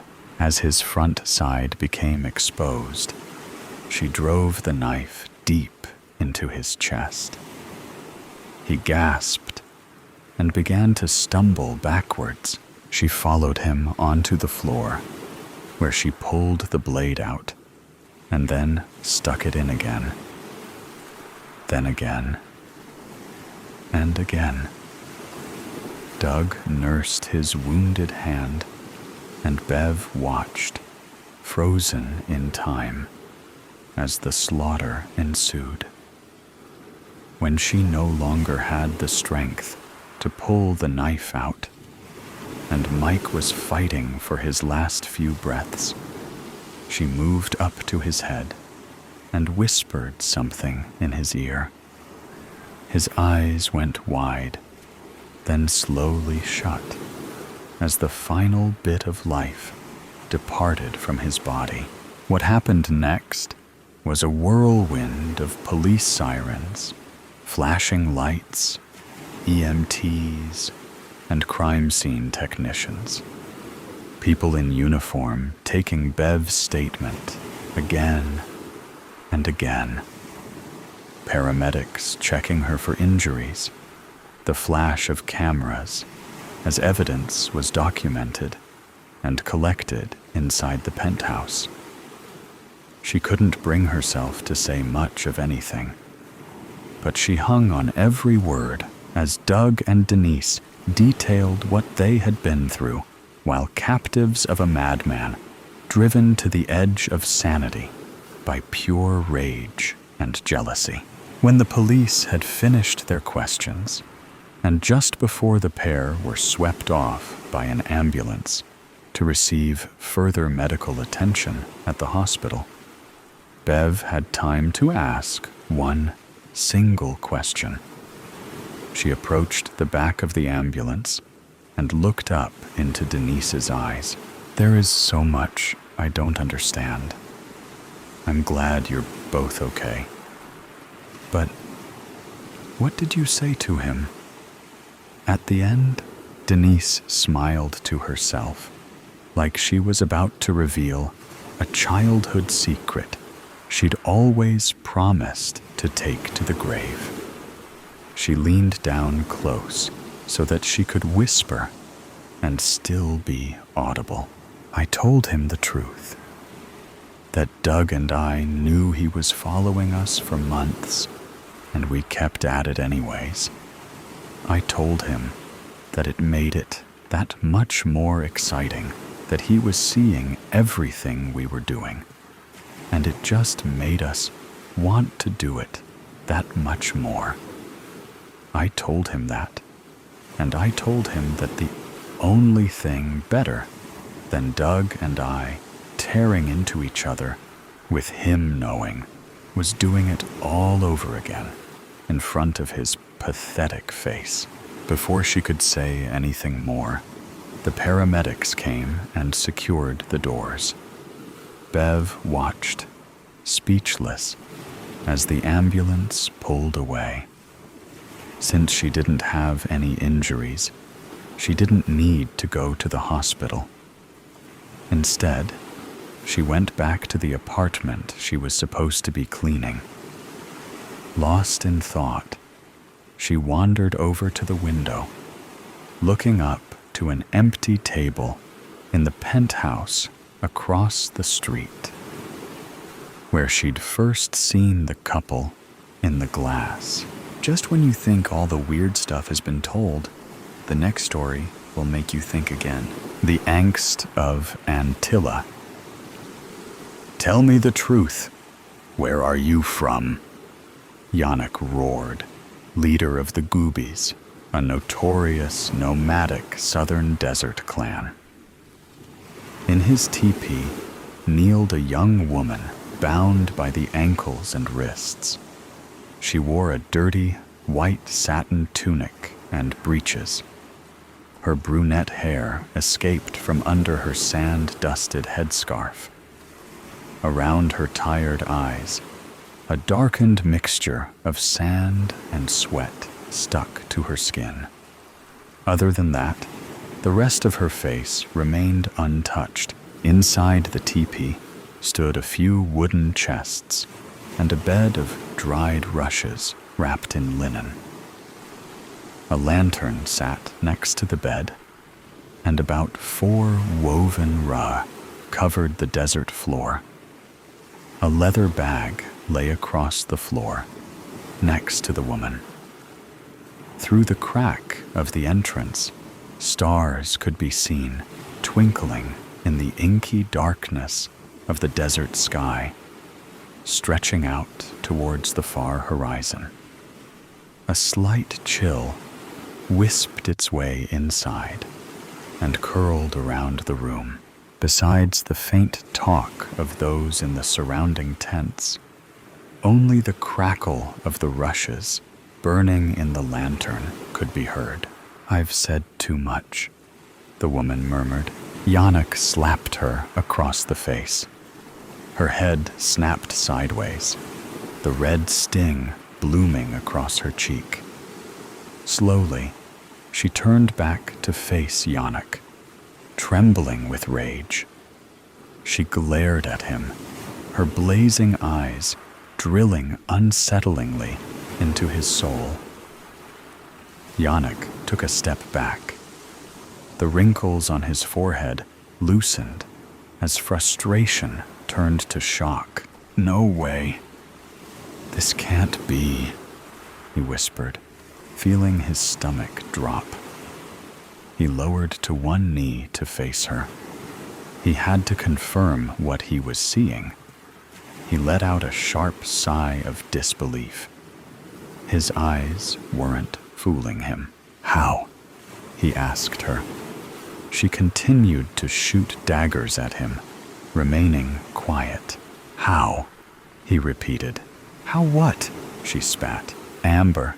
Your eyes turned amber. She broke eye contact with Yannick and stared blankly at the reed-woven floor.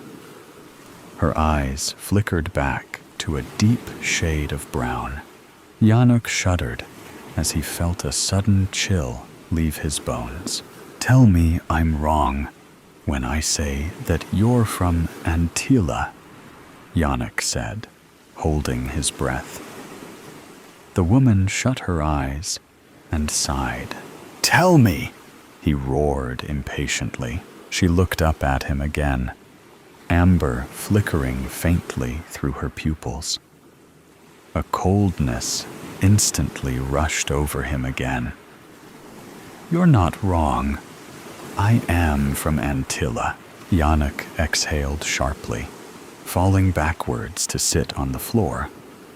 He crossed his legs and ran one hand through his hair. "H, how is it possible?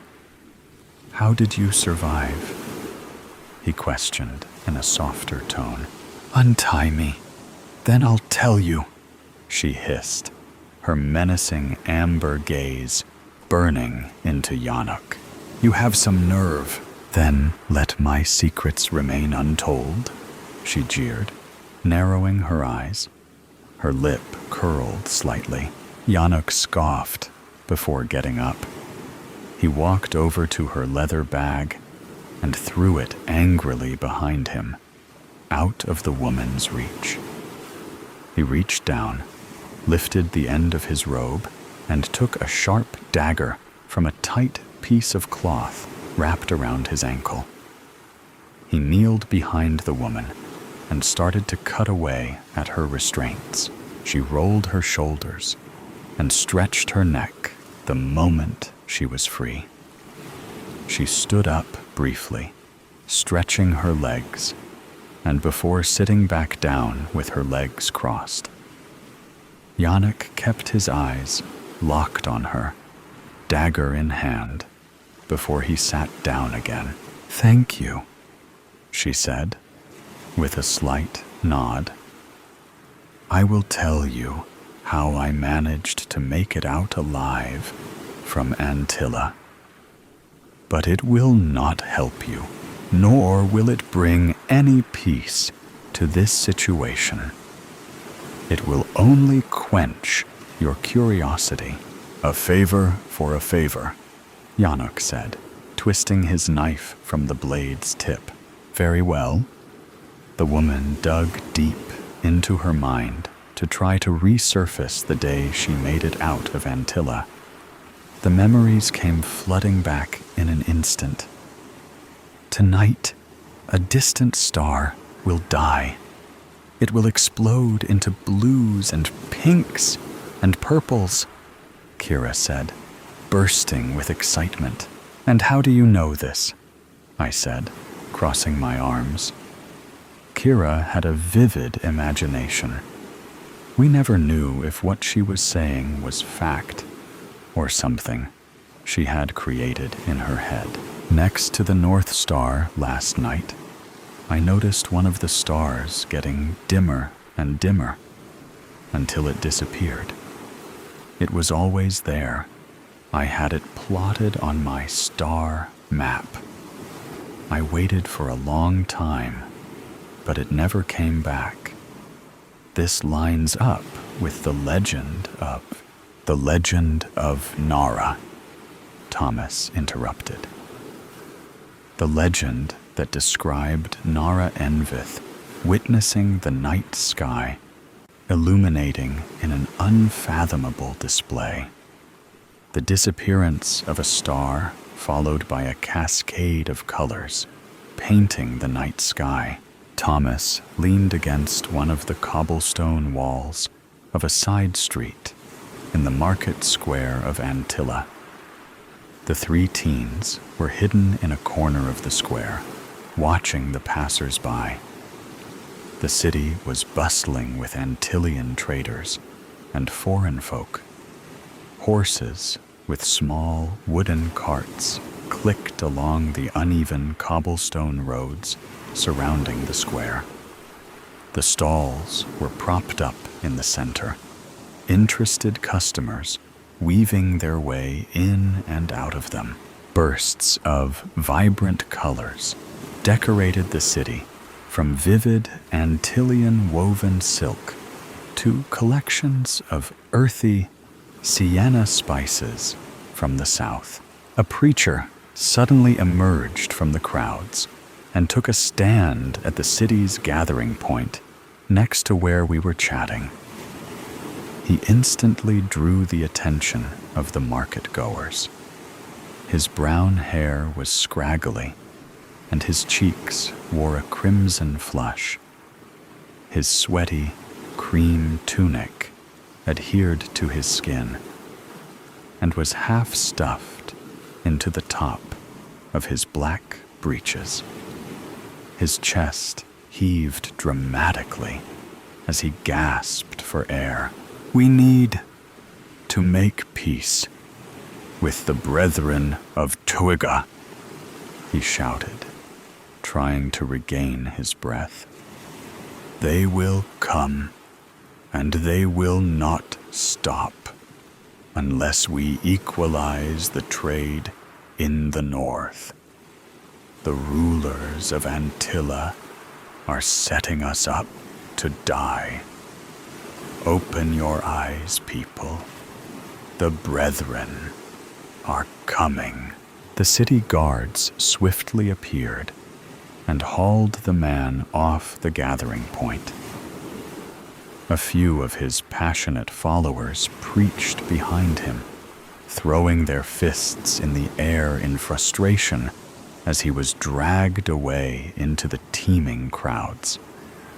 Quickly, a bard stood up, seizing the unoccupied podium, curating songs of mockery about the preacher. He quickly gained a laughing audience. "Well, do you want to join me on my search tonight?" Kira toothily smiled, oblivious to the scenes around her. Thomas and I exchanged looks. We knew that meant camping on the roof of her steading till early hours of the morning in the freezing cold. "It's a bit chilly, don't you think, Priscilla?" Thomas asked, raising his eyebrows. I agree. Besides, my parents would not appreciate it if I were to fall ill." I get it, Kira grumbled. "But just know that you are missing the chance to watch a legend be reborn. The legend of Kira." Thomas and I rolled our eyes. We spent some time browsing the market stalls for any interesting items we could buy with our measly 5 silver coins. To our avail, we found nothing. Once the vendors began disassembling their stalls, we headed home for dinner. The foreign merchants made their way to their respective inns, weary from the long day.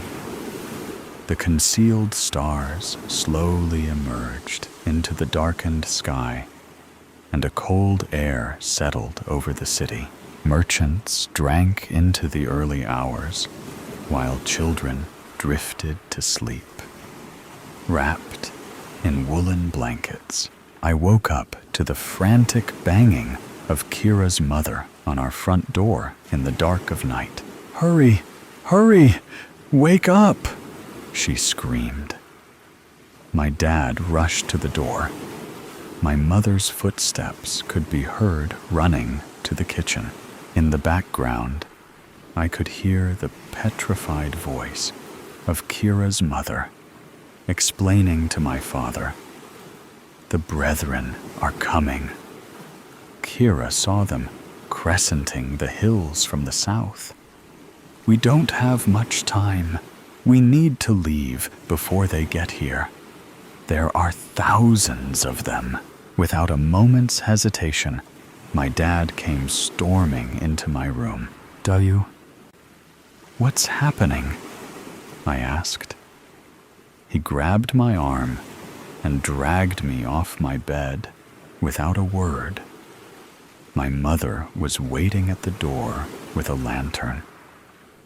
In the span of a few minutes, buildings had been set alight, and screams could be heard echoing through the city from the outer walls. We ran through the streets, trying to avoid soldiers and other screaming townsfolk, hoping to make it to the north of the city before the soldiers got there. But it was no use. We were surrounded. "Priscilla, you need to listen to me," my dad said sternly. He kneeled down to face me and placed his hands firmly on my shoulders. "Those carts by the city walls will soon be leaving. You need to climb under one and grab on. Do not let go. Do you hear me? Do not let go. You need to get out of here. We love you so much. We will come find you. Go. Be safe, my dear." Tears spilled down his cheeks, illuminating in the fire's blaze. "Dad, go!" I did what I was told. I ran to a horse and carriage next to one of the burning buildings by the city's outer wall. Before I went under, I looked back, hoping to see my parents, to say my final goodbyes. But they had vanished. I climbed under the large carriage and held on to the wooden foundations. I wrapped the top of my feet behind another plank of wood. It only took a minute or so before a couple came running in a panic and climbed into the carriage. "Hurry!" the woman screamed as her partner leaped inside, closing the door behind him. A coachman jumped onto the front of the cart and instantly got the horse in a gallop. The cart moved quickly out of the city, cobblestone streets changing to rough dirt roads. We turned occasionally until we were headed for the south. As we moved further away, the stillness of the cold, airy night echoed the distant, muffled screams escaping from Antilla.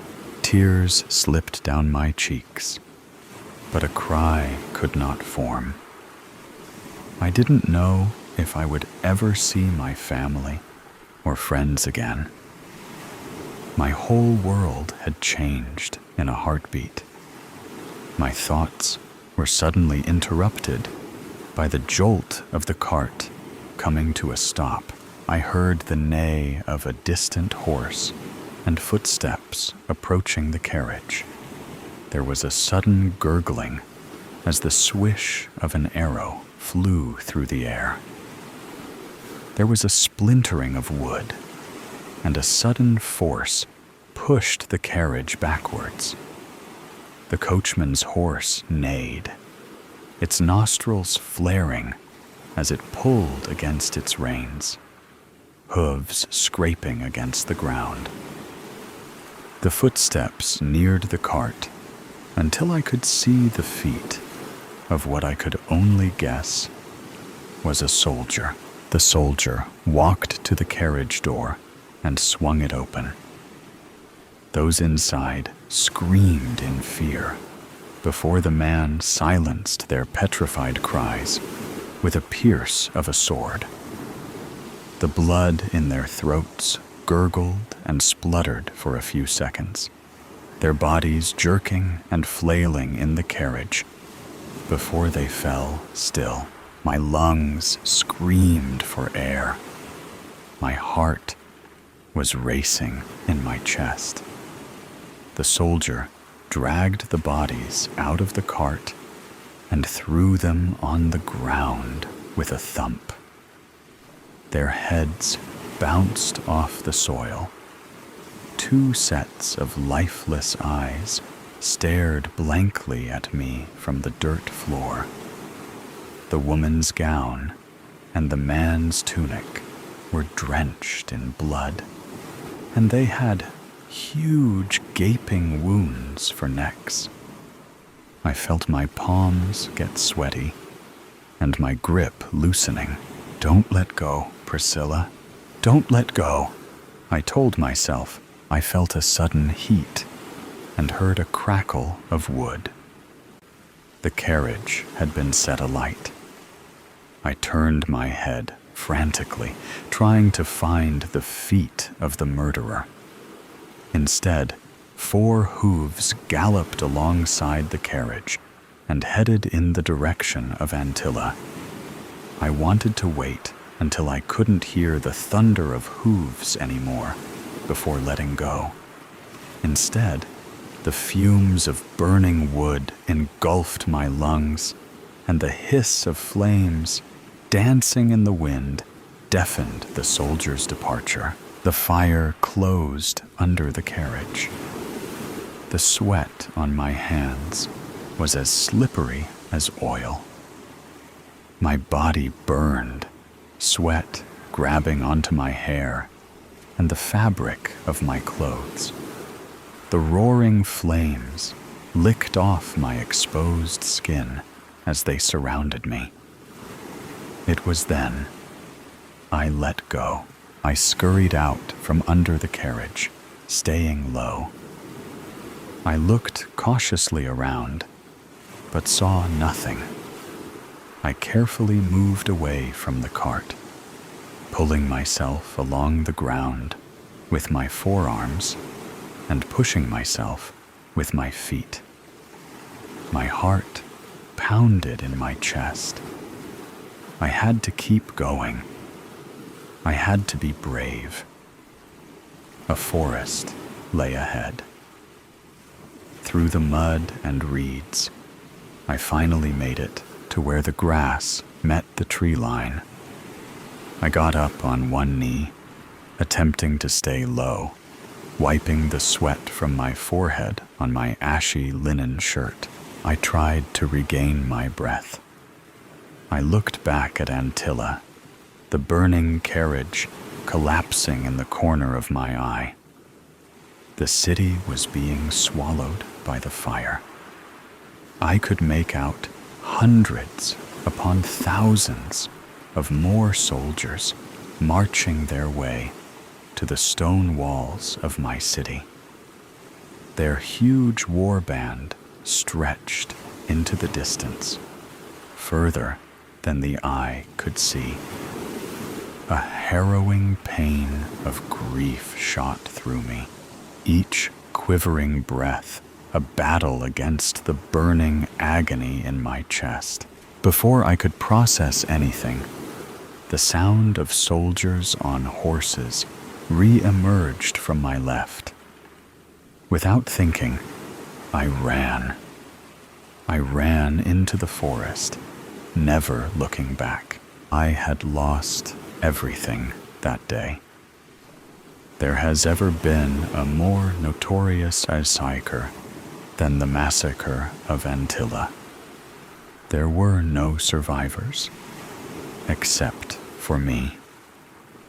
Yanuk shook his head in disbelief. "Are you ready?" he asked. "For what?" Yanuk stood up and outstretched his hand to regain the north. Priscilla blinked at him in bewilderment. They did not only steal Antilla. The Brethren banished us nomads from our territories, leaving us stateless in the south. They are trying to rule over all the sacred lands. We shall not let that happen. We are going to fight. We will take back what is rightfully ours. Are you in? Priscilla hesitated for a moment. The bottled anger boiled her blood. A fiery passion burst in the pit of her stomach, longing to gain revenge for her friends, her family, her home. She looked up at Yanuk, eyes burning with an igniting amber. Priscilla nodded and took Yanuk's hand. She was ready to fight. The above story has ended. Let's listen to the next story. Broken statements. I've said too much. It's time for you to go. Detective Foster sneaked a weary glance at her partner, Detective Daniels, before casting a stern expression to the woman they questioned. You haven't said much at all, the detective countered. The living room grew warmer by the minute as the blazing sun rose higher into the sky. It had to be noon by now, and their small town was in the middle of a heat wave. Crime was in short supply, thankfully, and these days, most of the calls they received were from the elderly asking for help to set up their air conditioners.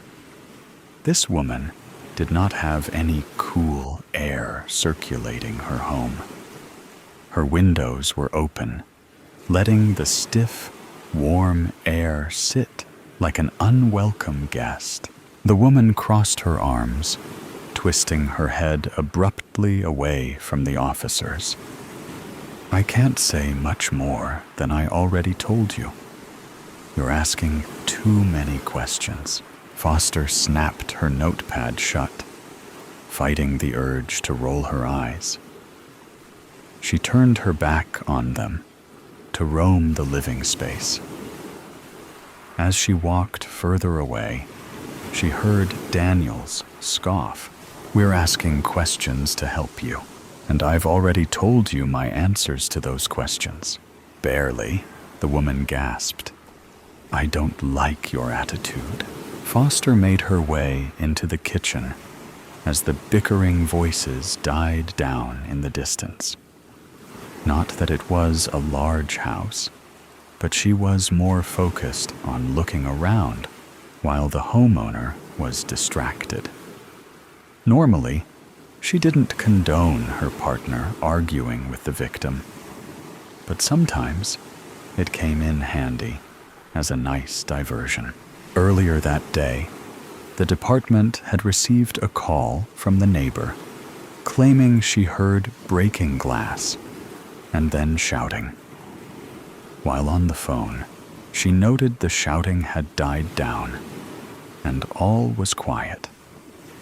Still, the woman's nerves were shaken and begged for someone to come over and check it out.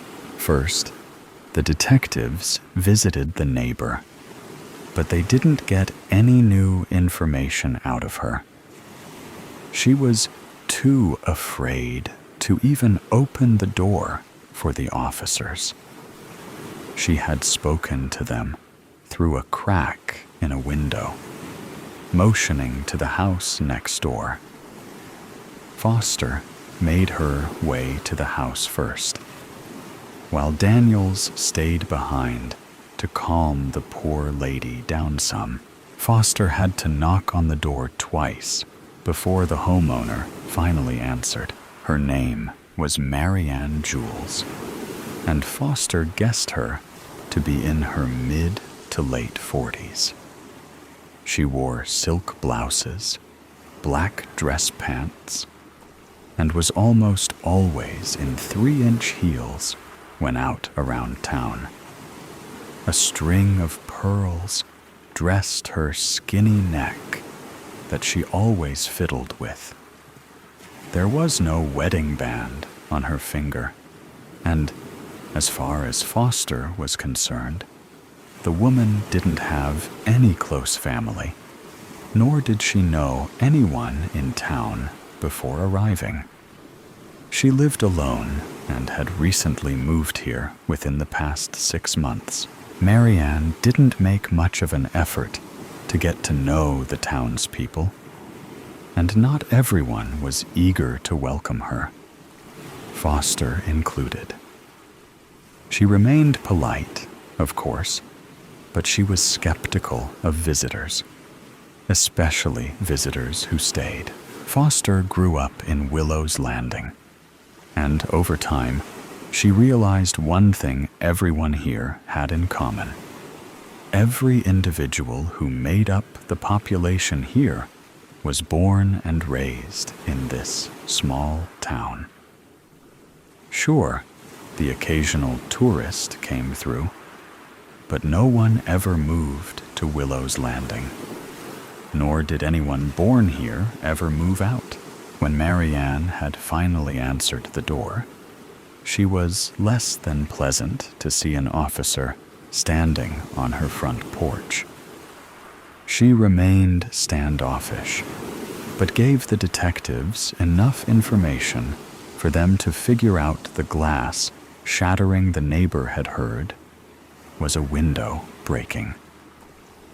Marianne admitted someone broke into her house, which was enough for them to enter the premises, but they couldn't get any more information out of her. Marianne acted scared, but beat around the bush when asked why she didn't call the authorities herself. First, she thought it was her imagination.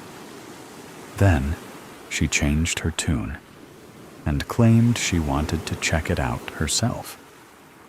Apparently, she has a cat hiding around the house somewhere, and suggested that maybe the feline had knocked over a vase. According to Marianne, it took her a while to discover the window because a 2-story condo is a lot of square footage to cover.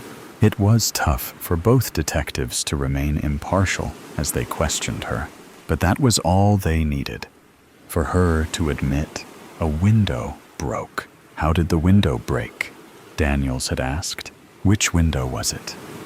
Mind if we check it out? Foster had questioned. That was when Marianne stopped playing with the pearls on her neck and pressed the back of her hand to her forehead as though she were ready to faint. Claiming she had said too much, Foster sauntered through the kitchen, taking in the surroundings. It was pristine, almost as if Marianne had never used it before. Yet, a knife was missing from the butcher block on the counter by the sink.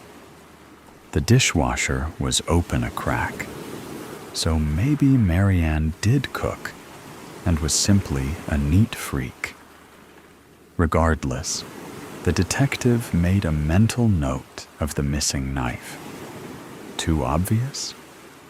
Maybe, but Foster didn't have a good feeling about this woman. The window above the sink was still in one piece, which was the main reason Foster looked around the place, determined to find this broken window. She rounded the island in the middle of the room and exited through the back.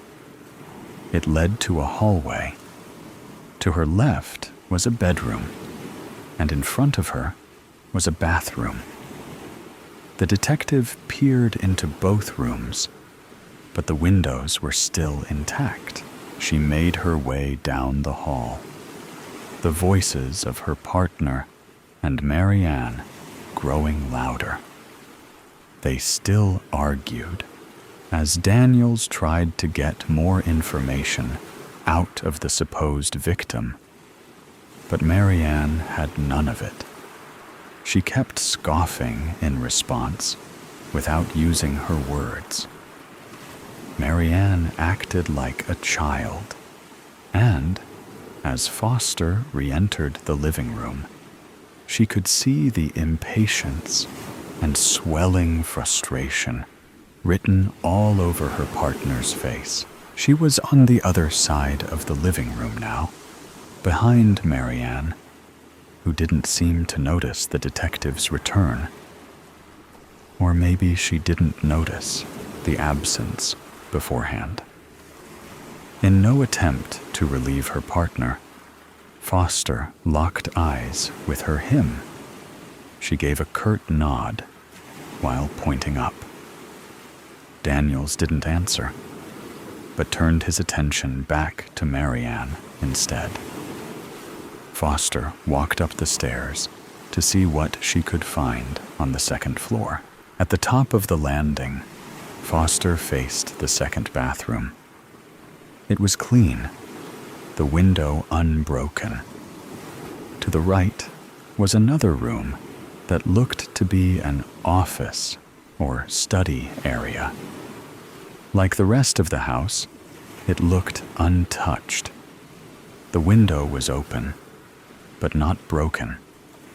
A tuxedo cat sunbathed on the windowsill. So the cat was real, after all. Foster turned around, the stairs to her left now. She could hear her partner spouting off something to Marianne, but she couldn't make out the words. It was only a matter of time before Marianne kicked them out, so Foster had to act fast. There was one room left in the house, straight down the hall. If there was no broken window in there, she didn't know what they were doing here. Quickening her pace, the detective poked her head into the room at the end of the hall, which looked like the primary bedroom, judging by the queen-sized bed. Bingo! The window above the vanity was shattered to bits. Foster stepped into the room, noticing a messy trail of glass from the window to the other side of the room. Halfway through the trail, the glass on the floor mixed with red spots on the beige carpet.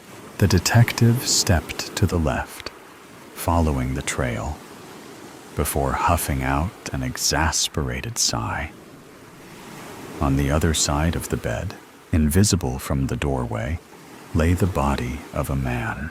Instinctively, Foster crouched beside the body, pressing her fingers against his neck. No pulse. She figured as much. She studied the body briefly. The deceased lay on his stomach, arms laying above his head, as though he had tried to break his fall. His legs stretched out behind him, as though he fell to his knees first. Foster grunted as she recognized the kitchen's missing knife from the butcher block sticking out of his back. From the cuts in his shirt, it looked like he had been stabbed at least twice, and clearly didn't see his attacker coming. A pool of blood, still damp, surrounded the body. He likely bled out rather than the stab killing him. Foster stood, staring down at the body. Marianne didn't live with anyone, and with the window shattered, this man must have been the culprit. It was easy to assume Marianne defended herself and stopped the intruder before stealing anything, though she couldn't yet speak those accusations aloud, as it was all speculation. Foster looked forward, noticing a pair of doors. Whatever he was after must have been inside the bedroom closet, unless he heard Marianne coming up the stairs and tried to hide. Without being able to make out the words, Foster heard Marianne's voice raise. It seemed time was up. Before heading back downstairs, the detective made a quick call for backup and forensics. The house was now a crime scene, and the detectives would gladly leave the home for now. But little did Marianne know she was going with them. Foster sauntered down the stairs as she wrote notes in her notepad. About halfway down, she heard Marianne's sharp tone. "What were you doing upstairs? Who gave you permission to go upstairs?" "You did," Foster replied. "We came over to check out a possible break-in, and you let us inside. I checked things out, and, yep, You've got a broken window. Marianne swallowed a lump in her throat. She stomped over to the front door, opening it wide. Out. After you, Foster responded. She walked over to the door, motioning for Marianne to lead the way with a smile. The house is a crime scene now, so we'll need to vacate the premises until forensics gets here. A squeak escaped Marianne's lips, but she didn't move. Foster held out a hand. Shall we walk out together? Marianne glared at the officer, clutching her pearls. I can walk myself. Thank you very much. She snubbed the detective by throwing her nose in the air as she strutted onto the porch and down the front steps, as though it was her idea to exit. Daniels leaned closer to his partner as the two stepped outside, closing the front door. I'm confused. The broken window was in the master bedroom, along with the body of a man with a knife sticking out of his back. When walking through the kitchen, I noticed the butcher block missed a knife. Foster explained in hushed tones. Daniels exhaled, putting his hands on his hips. A homicide? We haven't seen one of those in, what, a decade? Something like that. And to think one of our residents was a trespasser. Who died? Foster watched Marianne, who paced her front yard, one hand fiddling with her pearls, and the other by her mouth as she bit her fingernails. Subtle. That's the concerning bit, she answered. More concerning than our newest resident possibly being a murderer? I didn't recognize the body. Daniels let his arms fall against his sides. That's not possible. We keep track of who enters town, even tourists. No one's entered Willow's Landing since Marianne arrived 6 months ago. Foster shrugged her shoulders. I said it was concerning. Daniels threw his head back, groaning. So, we have a new resident who keeps to herself, and a stranger new to town who breaks into her house and she murders him in return. Technically, we can't say she was the one who murdered him. It's definitely likely, of course, but we need to do some investigating first. It's still enough to hold her for questioning. Daniels smirked. Foster chuckled. This is true. She can't run away or avoid our questions anymore now, can she? They heard sirens in the distance, getting louder as backup arrived. The detectives noticed Marianne freeze in her tracks, looking off into the distance. Before she could make a break for it, the partners sandwiched her. Are you aware there's a dead body in your bedroom? Foster questioned. Marianne gasped. Excuse me? So, you didn't see anyone in your room? Daniels added. Marianne twisted her head to face him.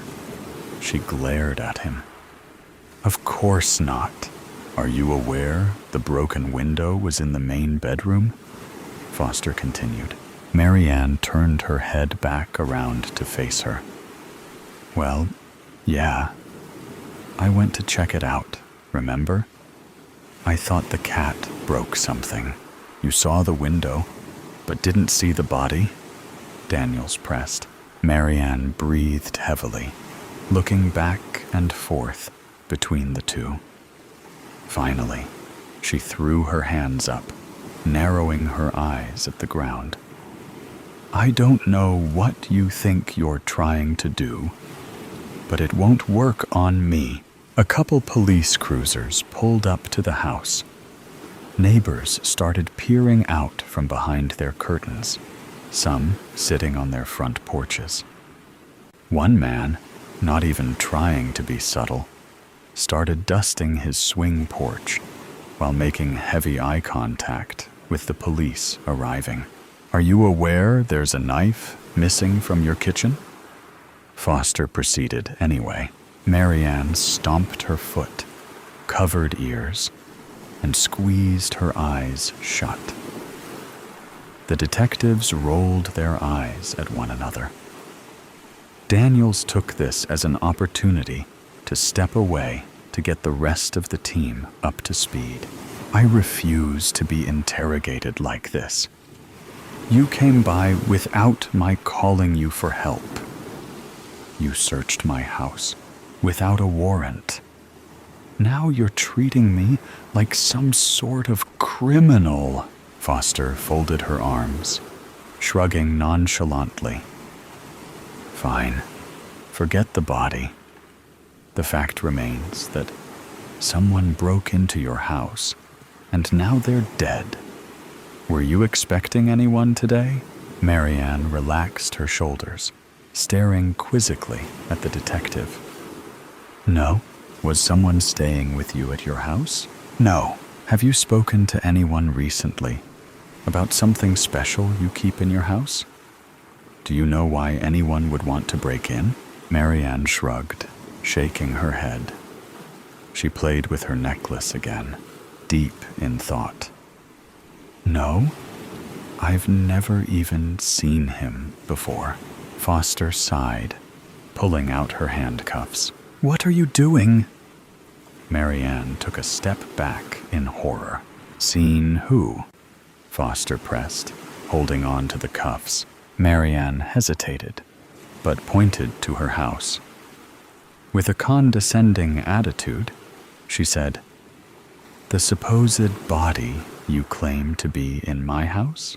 Matching her tone, Foster replied, "We never said the body was a man." Marianne froze, pressing her lips together. "Put your hands behind your back," Foster said. Marianne did as she was told, too shocked to disobey. She listened as Foster read her rights, too stunned to speak. As soon as Foster completed the speech, Marianne opened her mouth to protest. But the detective stopped her as she led her to a squad car. "Don't speak," she ordered. "You've said too much already." The next story will begin now. The children of the Forsaken. The villagers called them Children of the Forsaken, those shunned to the Bear Claw Mountains, exiled from society. But the children called themselves the Watchers, for their view of the villages nestled in the valley below, and to their parents, they were merely Raya Navarium, Lilith Skyden, and Quill Weston. "Who in the Risen's name takes the forest path to Bearclaw?" asks Quill, features twisting as a gentle frown and harsh laugh compete for dominance, like wolves fighting over a kill. Lilith gives him the scolding look of a mother. "Don't say that. Mother says it's a bad word. I heard that the Risen will come take your voice at night if you forget to say your prayers." Though the Risen, fallen dead brought to life by the god of death, VOL.9, were more myth to faithless villagers than a poor, disease-ridden harvest. Amongst the Forsaken, the ancient gods were sacred. Quill gives an assertive nod to Raya. "You were brought to the Forsaken as a child. What do you think? Are we going to make another friend?" Raya's features may as well have been carved from stone, like the statues of the Risen in the underground temple below their feet. Her eyes are cast on the singularity in the distance, the cloaked figures cutting through the path against a blur of wind and snow, with the relentless endurance of a river's current. Raya was only a child when she was sent to the Forsaken. But as she grew, her past came back in fragments, like the shards of a broken clay bowl she'd accidentally dropped onto her foot trying to reach the table earlier this morning. Sometimes Raya prayed to Voltairam at night for the empty contentment of forgetting, to let her past die like all things in this world. But watching the figures, she supposed that there was a certain strength to remembering and enduring that was a part of living. I remember that the nun who heard me singing and saw me floating screamed and threw a book at me. I remember crying because I was confused more than hurt. Her face falls to her woolen boots covered in snow. I remember the thin cotton blanket that I shivered through all the way up to the mountains. I don't remember my father very much, except for the fact that he lived in a very big house and never seemed to be there. Quill squints through the haze, trying to see through the chaos of the storm. I don't see a child with them. Raya climbs atop a boulder with practiced movements, testing the heel of her boots against the stone for ice patches, and peers over the edge. I think you're right. Quill crosses his arms with false bravado. Of course I am. They're coming for us, but not for the reason we think. Raya turns to each of them and asks them the same question. How old are you? Quill is 10 years old. Lilith turns 8 next week. Raya is the oldest of them, almost 11. One of them wears the white robes of a priest. They were sent to cut our throats and take our voices too. Raya abandons her perch, staggering backwards. We're not even 16. Must have been a terrible harvest. Quill starts, before cut off by an elbow blow to his side. Lilith's voice trembles, and Raya tells herself that it is Lilith's teeth chattering from the cold, while Quill merely rubs the edges of his bony ribs. I need to tell Mother. She'll know what to do. Word of the priest's arrival and rumors about another nulling ceremony to take the voices of the children spread through the small town of Bearclaw faster than an avalanche. The children are kept safely behind locked doors and shuttered windows, while townspeople brandish an assortment makeshift weapons: knives, pickaxes, woodcutters' axes, shovels, old potions, and spell books. By the time the travelers arrive, the townspeople are ready and waiting. The children have been instructed to stay inside, stay away from the windows and door. But the coziness of the fireplace is almost stifling compared to the tenuous, cold, bitten air. Lilith turns away from the window, her eyes damp with tears. A few moments ago, her mother had forced her to look her in the eyes and wrote that if she could not be strong for herself, she must be strong for others. Her father, who mostly grunted in response to anything she said, hugged her, and wrote that he loved her. Only now, Lilith started to realize that she would need to be strong for her people if her mother wasn't there to lead them.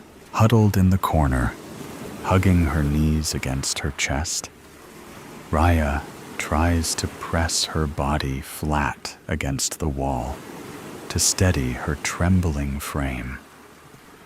Her mother wrote mutterings about the trouble that youth these days seem to find. Then she had stuffed firelight potions in the bag across her chest, wrapped another coat around her shoulders, and strung an amulet around her neck.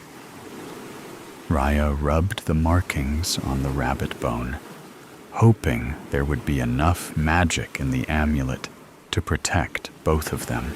Meanwhile, Quill fights the urge to sneeze, itchiness crawling up his throat, threatening to explode.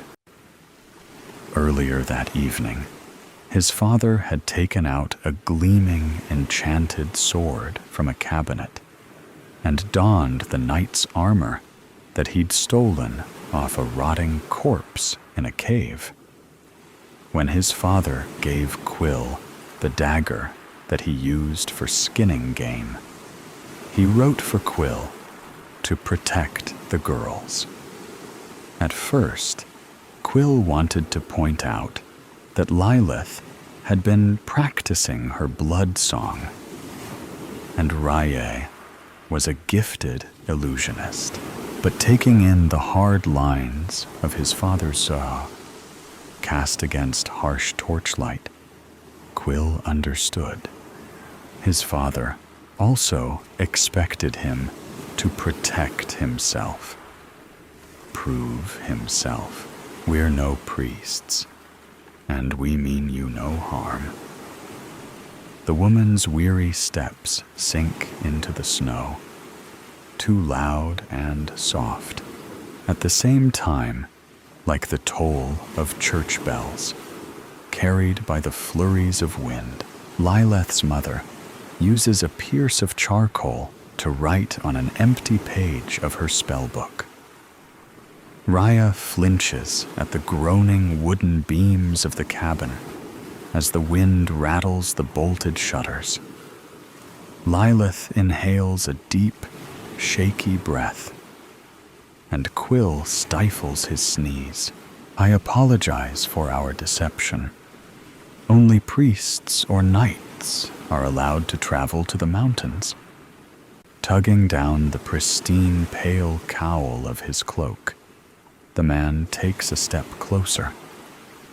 We came here to warn you that your children are in danger. Are they well?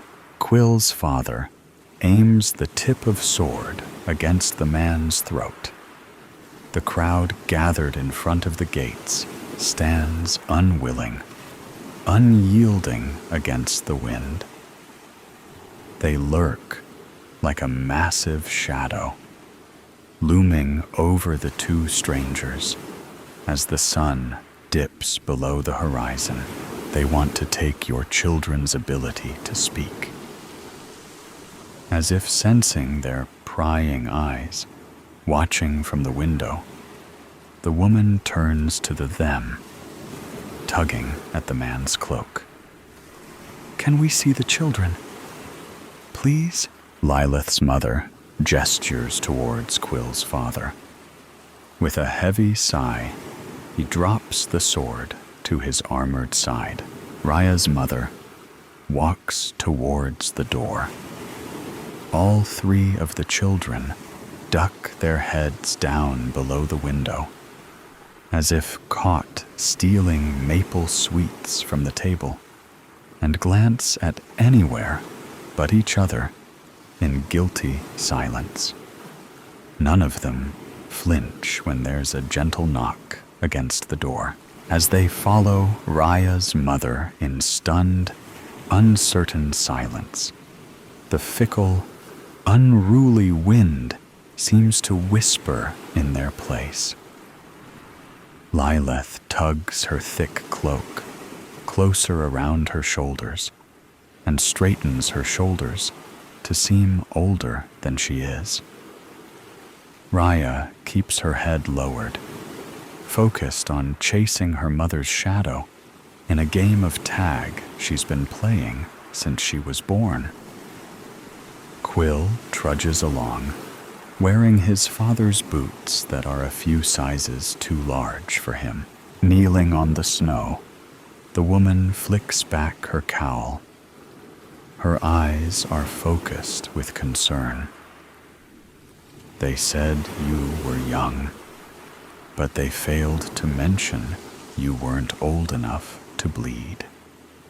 Her gaze softens as she glances at Lilith. I have a daughter, Pyrrha. You remind me of her. The man turns to Quill. Do you know why we are here? Lilith glances at Quill, who in turn glances at Raya, their eyes locked in contest. A contest that Raya lost. Yes, she says, forcing the truth out of her mouth, harsh as the burning cold. A few hours ago, the priests sent knights to your village. They will arrive soon. We are offering to bring you to a safe place for a while. The woman meets Lilith's mother's gaze with deference. If your parents will allow us, Lilith's mother writes, we can protect our own. Why should we trust the kindness of a villager? Then Raya's mother follows. How do we know they will be safe with you? Quill's father hesitates before adding, where will you take them? When will we be able to see them again? The rest of the crowd lift their spell books in the air, messages scrawled in crooked, furious strokes that reminded Raya of the warning signs written with animal blood and placed before the forest path. You take our voices, our magic, and now you want our children? Leave. You are not welcome here. Lilith tugs on her mother's tunic sleeve, insistent, like a furry blood moon moth drawn to a candle. They're only trying to help. That's what the priests say, replies Quill, with an annoyed scoff. Rhea closes her eyes, trying to put up a mental fortress around her mind, blocking out the argument. She still remembered the long, tortuous walk from the church orphanage as she left the village. A man smelling faintly of bread spat on her feet. Someone wearing a silk dress called her a sorcerer, slut. When she tripped and fell on her feet, a rosy-cheeked child took the opportunity to throw rotten fruit at her back. Despite having a priest for company, Raya knew that she was alone. But when she opens her eyes again, the memory of the villagers fade, and all Raya sees are two people who ventured through the cold wilderness to protect 3 children they'd never met from knights. Standing alone, Raya addresses the crowd. I think that they've come all this way. We should at least hear what they have to say. My wife, Vea, has a sister that lives in a cottage on the other side of the sea in Whaley's Fair. Your children would be staying there. You could come visit whenever you wished, so long as you were not followed by knights. The man takes a step away from the crowd, giving them some privacy. Whatever your choice may be, we will understand. His eyes turn far more distant than the few paces between them. We know the loss of being separated from a child, as heated conversations fade to concerned murmurs, leaving torn messages from spell books crumpled and discarded in the snow. The parents turn to their children. One last message. It is your choice. Raya, Lilith, and Quill glance at each other, silently coming to an agreement. We'll go. The villagers called them children of the Forsaken, those exiled from society and their home in the Bear Claw Mountains. But the children called themselves the Watchers for their view of what others sometimes fail to see. To those who knew them, they were merely Raya Navarium, Lilith Skyden, and Quill Weston, the children who defied the silence of death, like the Risen. We think it's over, but in fact, it's just begun. The next story will thrill you in a completely different way. The Weight of Secrets. The bar was a typical rough 1970s bar on the docks of London. It was a dark bar, cigarette smoke and stale beer in the air. A neon sign buzzed at the top of the room, casting an almost ghostly red light on the scene. It was a type of bar where secrets were told, debts were paid. A type of bar where men like Marcus knew not to linger. But tonight, he had no other options. He was seated in the last booth, facing the wall, a glass of whiskey half empty in front of him. The ice long melted, the drink as watered down as his nerves. His fingers tapped nervously against the table, and his eyes flicked to the door every few minutes. She was late. Of course she was. Claire had never done anything on time.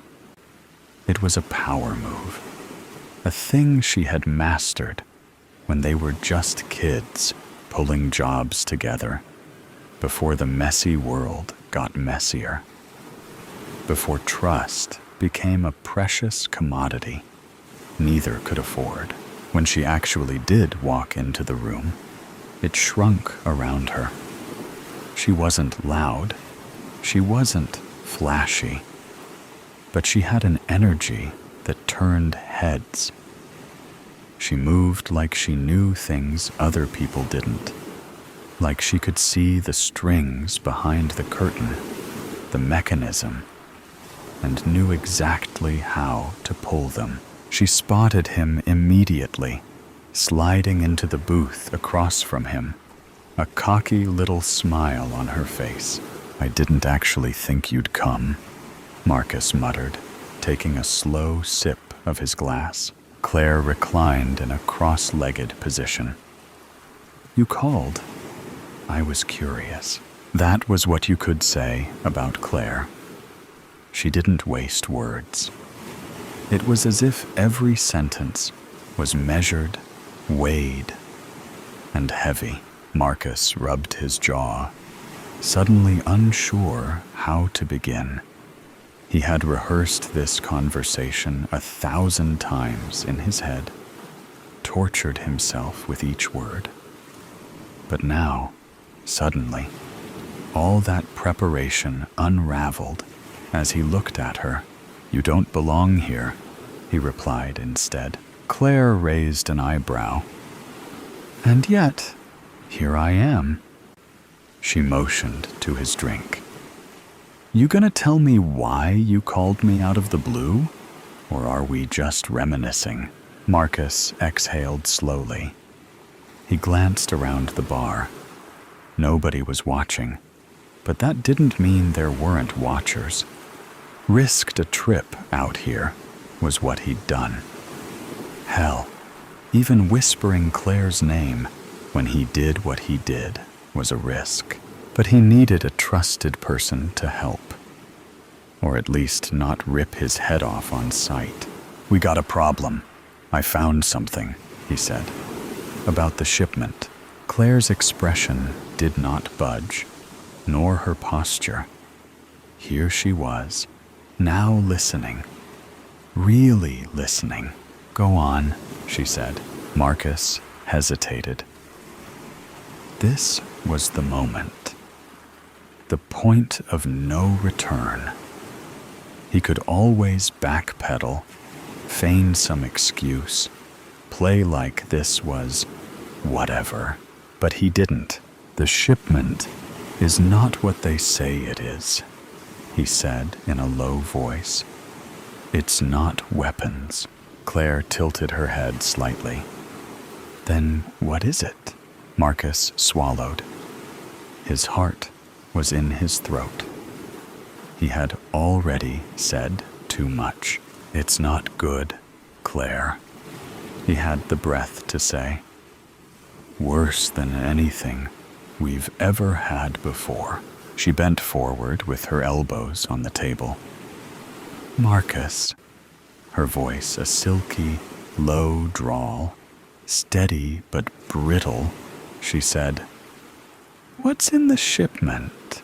His mouth felt dry. He glanced back at the barkeep, at the old guy behind the counter with a beer, a couple huddled away in the back. That one could be eavesdropping on us. "I can't," he said finally. "I've said too much." Claire sighed. "You do this every time. Look at you," she said, shaking her head. "You first attach, and then in the next breath, you detach without explanation. If you tell me nothing, you explain to me what the hell's going on here, or you waste my time." Marcus clenched his jaw. "I'm only trying to keep you alive."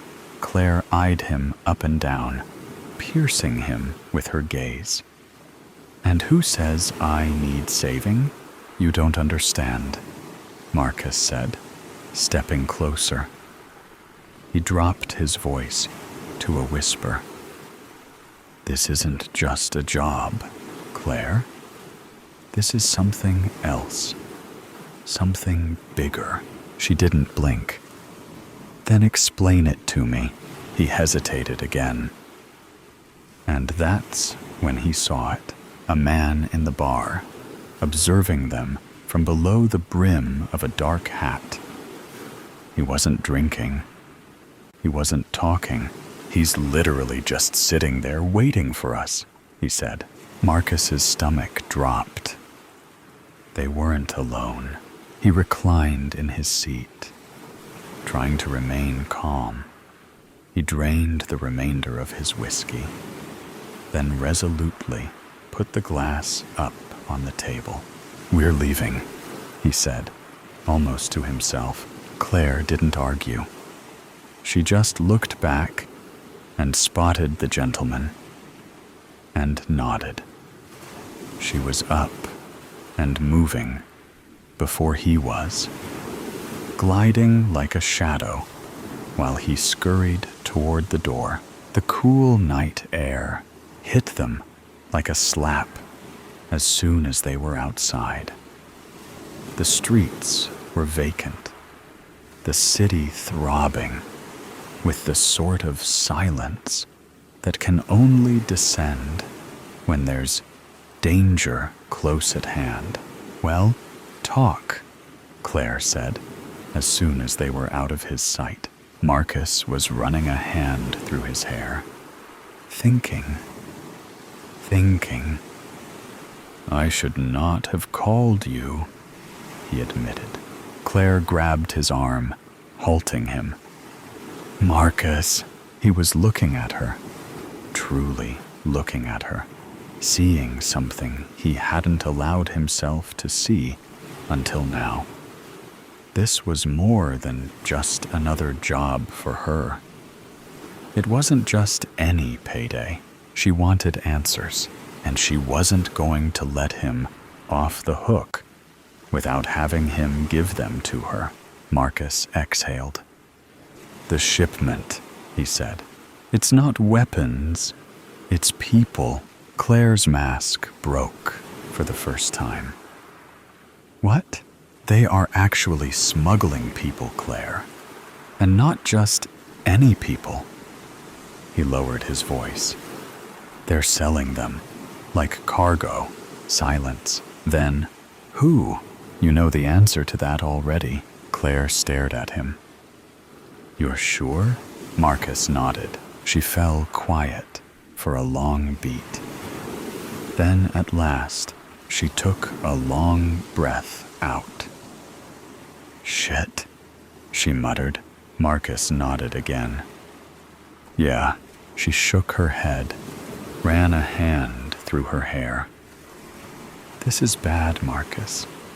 This is a real shit show." "I know." Claire raised her head to look at him, a sharp, calculating look in her eyes. "What's your plan?" He hesitated. He hadn't gotten that far, but Claire had always been faster than him. "I'm able." She straightened up. "First thing we do is we disappear, you and me. Because if they know, you are dead already." Marcus swallowed. "And then what?" A smile broke across her face, an old flame bursting into life in her eyes. "And then we burn them down." And at that moment, Marcus knew it was too late to go back. He had said too much, but perhaps, just perhaps, it was what needed to be said. The above story ends, but never stops. Here is another story that will not disappoint you. In the silence of ashes, Jacob's fingers trembled against the dented tin cup, water sloshing perilously close to the rim. The November air carved his lungs raw, bitter with smoke from chimneys that transformed flesh to ash. His worn shoes navigated the mud between barracks, sidestepping puddles that mirrored a colorless sky. At 13, Jacob had perfected invisibility. 3 years of silence, not by choice, but necessity after witnessing his father's execution, had rendered him a ghost among the living dead that shuffled through the camp. While other boys his age had been selected for immediate disposal, Jacob's muteness had ironically preserved him. The guards found utility in a servant who could never repeat their secrets, who existed in the peripheral shadows of their consciousness. The SS officers spoke freely in his presence. Plans whispered, transports scheduled, executions ordered, all captured in the flawless vault of Jacob's mind, where every detail existed in perfect recall, a gift that had once earned him praise from teachers in another lifetime. Before yellow stars and cattle cars, Obersturmführer Kruger waited in his usual spot, a folding chair positioned in the sliver of shade beside Barracks 7. Jacob knew the man's habits with precision. The hat removal, 17 minutes into his shift. The triple tap of his boot before sitting. The heavy eyes, exactly 40 minutes after lunch. "Schneller, Junge!" Kruger barked, gesturing impatiently as Jacob approached. Jacob quickened his pace, keeping his eyes fixed on the shallow pool of water in the cup.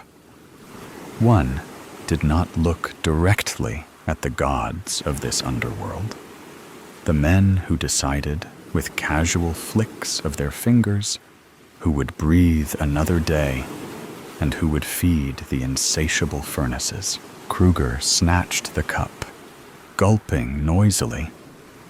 Water escaped his lips, tracking through the dust on his chin. Jacob stood motionless, hands clasped before him, awaiting dismissal or further orders. The guard's eyes were bloodshot, the whites yellowed like old paper. Night duty in the processing center, Jacob surmised. New transports had arrived yesterday, which always meant sleepless shifts for the guards. "Wait," Kruger muttered, settling deeper into his chair. "I might want more."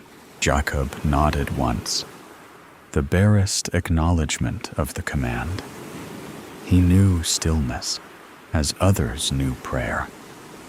A ritual of survival, practiced until it became reflex. The camp existed in constant motion, guards shouting, prisoners shuffling, machine guns occasionally stuttering their terrible poetry of death. To be still was to disappear. Minutes stretched. Kruger's head gradually lolled forward, his breathing deepening. The cup tilted dangerously in his loosening grip. Jacob watched through lowered lashes as the guard surrendered to sleep. The keys hanging from Kruger's belt caught the weak sunlight, transforming ordinary metal into something mythic. Freedom incarnate. Jacob's pulse accelerated, blood rushing in his ears like distant artillery. No guard ever slept on duty.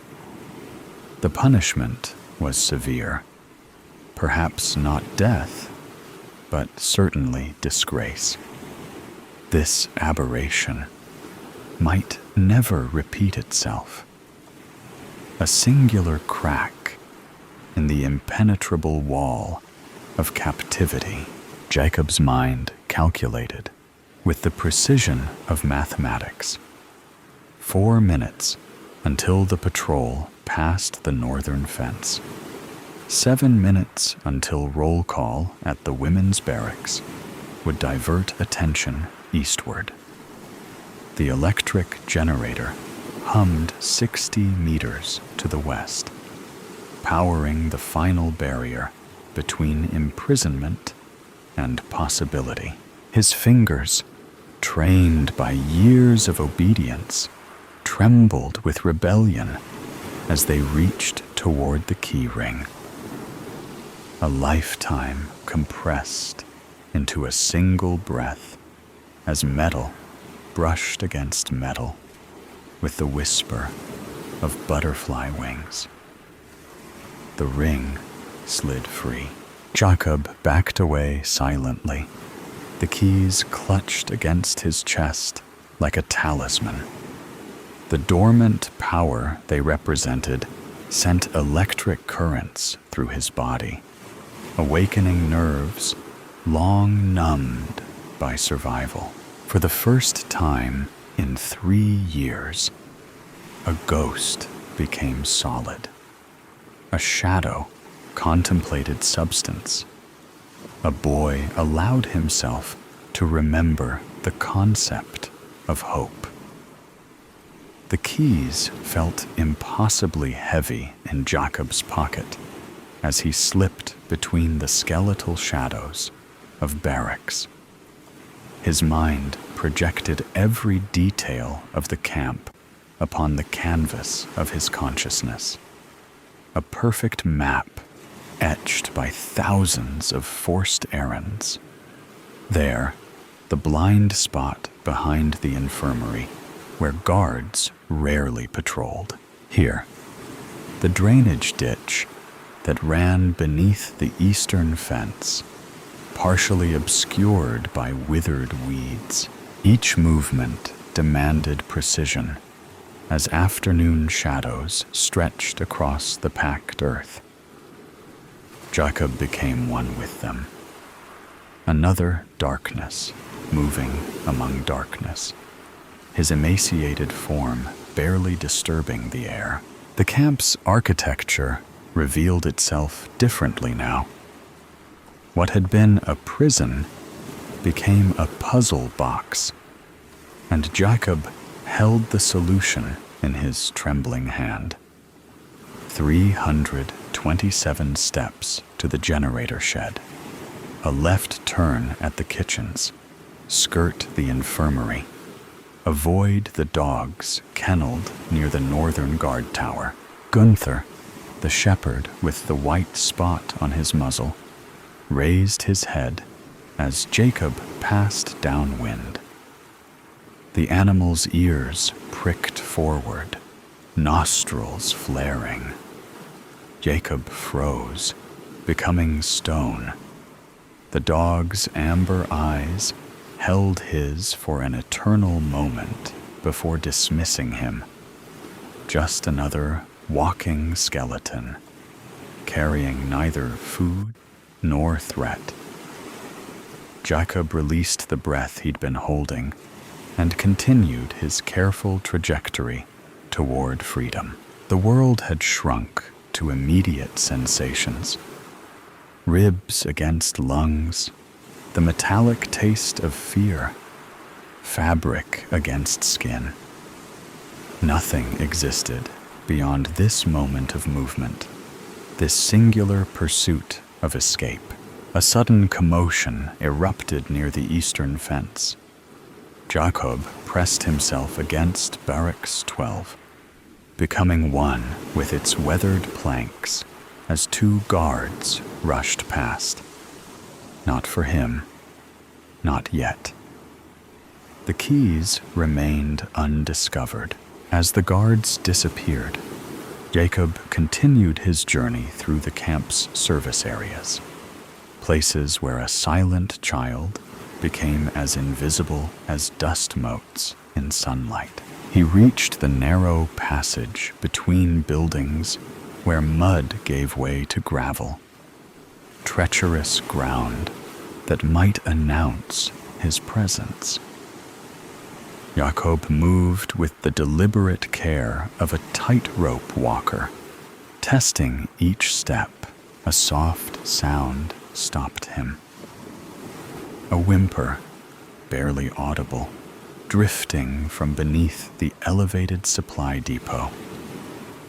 Jacob hesitated, freedom calling from just beyond. The sensible choice was clear. Continue, escape, survive. Yet he found himself crouching, peering into the darkness beneath the structure. 5 pairs of eyes reflected the meager light. Children, younger than himself, huddled together like rabbits in a warren. Their gaunt faces registered shock at his discovery. One boy raised a finger to cracked lips, pleading for silence that Jacob had mastered years ago. They had escaped a selection. That much was obvious. Children deemed too small for work were immediate candidates for the chambers. These 5 had somehow slipped away, hiding in this temporary sanctuary, while death searched elsewhere. Jacob knew their fate was sealed.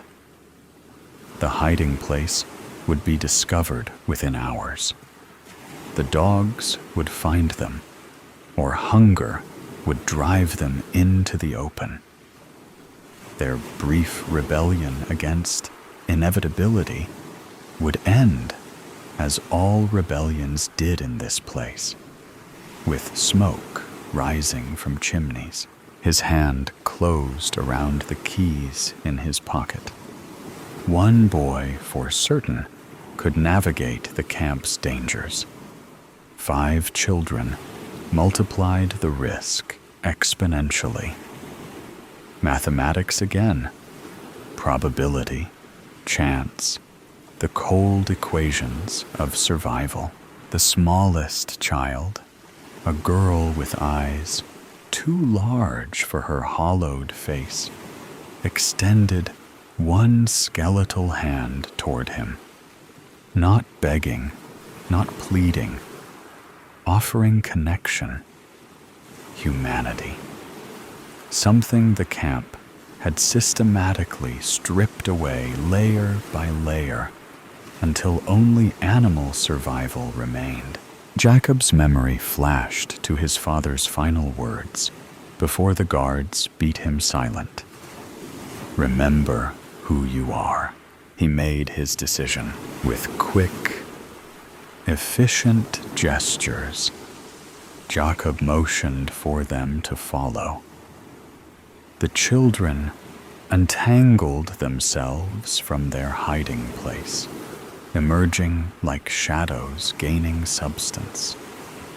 Their movements were clumsy with fear and weakness, but their eyes held absolute focus on Jacob, their unexpected savior, their silent Moses. The smallest girl slipped her hand into his. Her palm was fever hot against his cold fingers. The contact sent electricity through Jacob's arm, awakening something long dormant. Responsibility, connection, purpose beyond mere survival. Together, they became a small constellation of desperate stars, moving through the gathering twilight toward the generator shed and the possibility of freedom beyond. The generator shed vibrated at the camp's edge. Its drone masked 6 pairs of feet, navigating between the fences as Jacob led with a cartographer's confidence. Evening patrol would begin in 17 minutes. Searchlights would sweep the eastern perimeter in 12. The rhythm of the camp's security beat within Jacob's consciousness, like a second heartbeat. The smallest girl, her name yet unspoken between them, clung to his hand with surprising strength.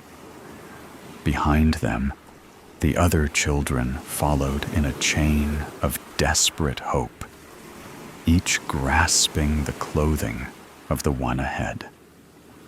Their collective breath formed ghostly plumes in the November air, spectral evidence of lives not yet extinguished.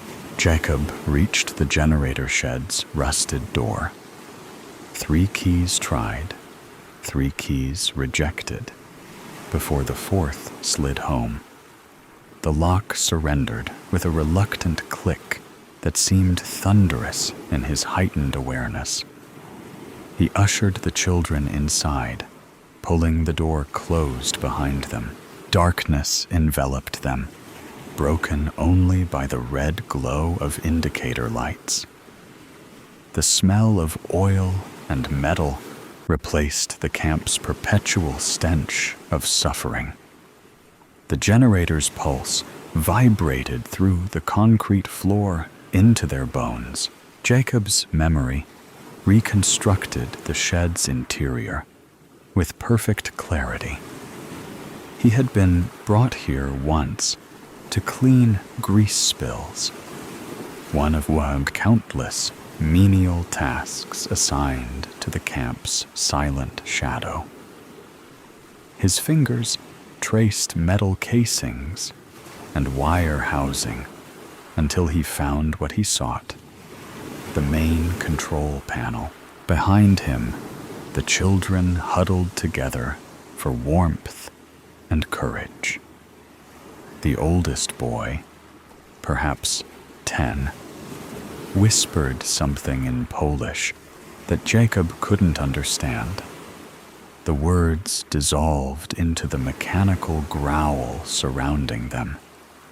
Language had become irrelevant. Only action mattered now. Through the shed's single grimy window, Jacob watched lights flicker on across the camp as day surrendered to evening. Searchlights awakened, their harsh beams cutting white arcs through gathering darkness. Guards emerged from barracks, rifles slung across shoulders. Somewhere, Obersturmführer Kruger would be awakening to the realization of his catastrophic error. Jacob's hands hovered over the generator's controls. His perfect memory recalled every wire, every connection observed during his brief exposure to the machine's inner workings. Disabling it would plunge the camp into darkness and deactivate the electrified fence. But the backup systems would engage within minutes. Their window for escape would be measured in heartbeats. A distant alarm shattered the twilight. A shrill mechanical scream that announced discovery. Whether Kruger's missing keys or the children's absence had triggered it remained unknown. The distinction was academic. The hunt had begun. The smallest girl pressed herself against Jacob's side, her body trembling like a captured bird. He placed a reassuring hand on her head, then turned his attention back to the generator. Its massive form contained both their imprisonment and their salvation. Jacob seized a wrench from a nearby workbench and wedged it between critical gears. With calculated force, he twisted until metal screamed against metal.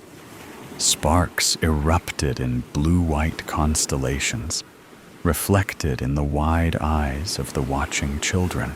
The generator's rhythm faltered, coughed, then disintegrated into mechanical death throes. Lights across the camp flickered, dimmed, and died. Darkness descended like a blessing, punctuated only by the crimson pulse of emergency lights and the distant, frantic beams of guards' flashlights. Jacob yanked the shed door open. Freedom waited in the gathering night, separated from them by a single fence now rendered harmless. He gestured urgently to the children, pointing toward the eastern boundary, where forest began 200 meters beyond the perimeter. Dogs barked in the distance, savage, hungry sounds that accelerated their terror into action. The children poured from the shed like water finding its level, Jacob bringing up the rear. The smallest girl's hand remained locked in his as they navigated by instinct and starlight toward the fence. With his free hand, Jacob tested the metal mesh. No electricity hummed beneath his fingertips. The backup generators had not yet engaged. He boosted the smallest children over first, their bird-like bodies barely disturbing the wire. The older ones climbed with desperate strength, tumbling to freedom on the other side. As searchlights swept closer and dogs barking intensified, Jacob hoisted himself upward, muscles straining against the weight of exhaustion and malnutrition. Barbed wire tore through his threadbare clothing, carving shallow furrows into his flesh. Pain registered as distant information, irrelevant to the imperative of movement. He dropped to the ground beyond the fence, landing beside the waiting children. The absent hum of electricity had been replaced by shouts and whistles, the camp awakening to their rebellion. Jacob pointed toward the dark line of trees in the distance. "Run," he mouthed silently, the word forming on lips that had forgotten speech. Together, they fled across open ground, 6 shadows merging with the greater darkness. Behind them, flashlight beams swept the area around the disabled generator. Ahead, the forest promised concealment, if not safety. The space between represented the most dangerous passage of their lives, exposed, vulnerable, illuminated by nothing but faith and starlight. The forest swallowed them whole. Pine needles cushioned their footfalls as the scent of resin replaced the camp's miasma with air that tasted of possibility. Jacob led them deeper into the wilderness, away from searchlights that strafed the forest edge like mechanical predators. Behind them, the camp's alarms continued their frantic cry, a sound that diminished with each step, but remained embedded in their consciousness like a splinter beneath skin. The smallest girl stumbled, her strength finally failing. Jacob caught her before she fell, lifting her slight weight into his arms. She weighed no more than autumn leaves, her bones fragile as a bird's, beneath his hands. Her head came to rest against his shoulder, absolute trust in the gesture. They continued for what might have been hours or minutes. Time had dissolved into meaningless abstraction. Distance alone mattered now. Every meter gained was a victory against death. The other children followed Jacob without question, their faith in his silent guidance absolute. A stream appeared, silver in the moonlight. Jacob gestured for them to drink. The water tasted of stone and stars, reviving something beyond their physical bodies. Perhaps hope, perhaps humanity.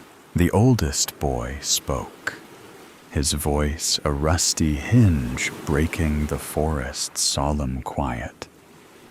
Müssen wir weitergehen? Must we go further?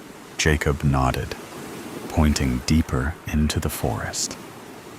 The danger had not passed. Dogs could track them for kilometers. Morning would bring planes, searchers, consequences. The Reich did not surrender its prisoners easily, especially those who carried knowledge of what transpired behind electrified fences. The smallest girl stirred in his arms, her eyes reflecting fragments of moonlight. Her lips moved, forming words that emerged as a whisper. Jak się nazywasz? What is your name? The question penetrated layers of silence, built over years of survival.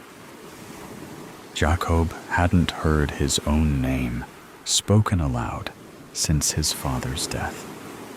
It existed only in memory, a secret thing preserved from contamination by the camp's horrors. His throat constricted around unspoken syllables. Speech had become foreign territory, a country from which he had been exiled. Yet something stirred within the wasteland of his voice, a seed breaking through frozen ground after endless winter. "Jacob," he whispered, the sound strange and wonderful in the forest's embrace. His voice emerged broken, raw with disuse, but undeniably his own. "Jestem Jakob. I am Jacob." The girl's smile transformed her hollow face, revealing the ghost of beauty that starvation had nearly erased. "Estera," she replied, offering her name as a gift in exchange for his. The other children murmured their own names: Tomasz, Lilka, Beniek, David. Each syllable a reclamation of identity. The camp had attempted to replace with numbers. They stood in a tight circle beneath the ancient pines, no longer prisoners, not yet survivors, suspended in the fragile space between captivity and freedom. A distant howl shattered their momentary peace, the unmistakable voice of a tracking dog catching their scent. The hunt continued. Jacob set Estera gently on her feet and pointed westward, where the forest grew denser, offering deeper concealment. "Musimy biec," Estera said with quiet resolve. "We must run." Jacob nodded, taking her hand once more. Together, they plunged deeper into the wilderness. 6 children against an empire, armed with nothing but the desperate courage of those with nothing left to lose. The forest embraced them, branches parting to accept their flight, roots steadying their uncertain steps. Dawn found them huddled beneath a rocky overhang beside a wider stream. Exhaustion had claimed the younger children, while Jacob remained awake, listening to the forest's morning chorus, replacing the mechanized rhythms of captivity. Estera sat beside him, her slight shoulder pressed against his arm.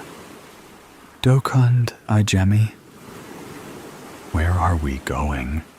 she asked, her voice barely audible above the stream's gentle murmur. Jacob's mind, so accustomed to precision and calculation, could offer no certain answer. The geography of freedom remained unmapped territory. He had memorized every centimeter of captivity, but possessed no chart for liberation. The words came slowly. "Na południe, du partyzantów." South, to the partisans. Rumors had circulated through the camp. Resistance fighters in the southern forests, Jews and Poles who had escaped, fighting with salvaged weapons and desperate courage. Perhaps only legend, perhaps salvation. Estera's small hand found his, fingers intertwining. "Będziemy wolni. We will be free." Jacob looked at the sleeping children, at the forest stretching around them, at morning light filtering between trees. Freedom remained a distant shore, separated by hunger, winter, pursuit, and war.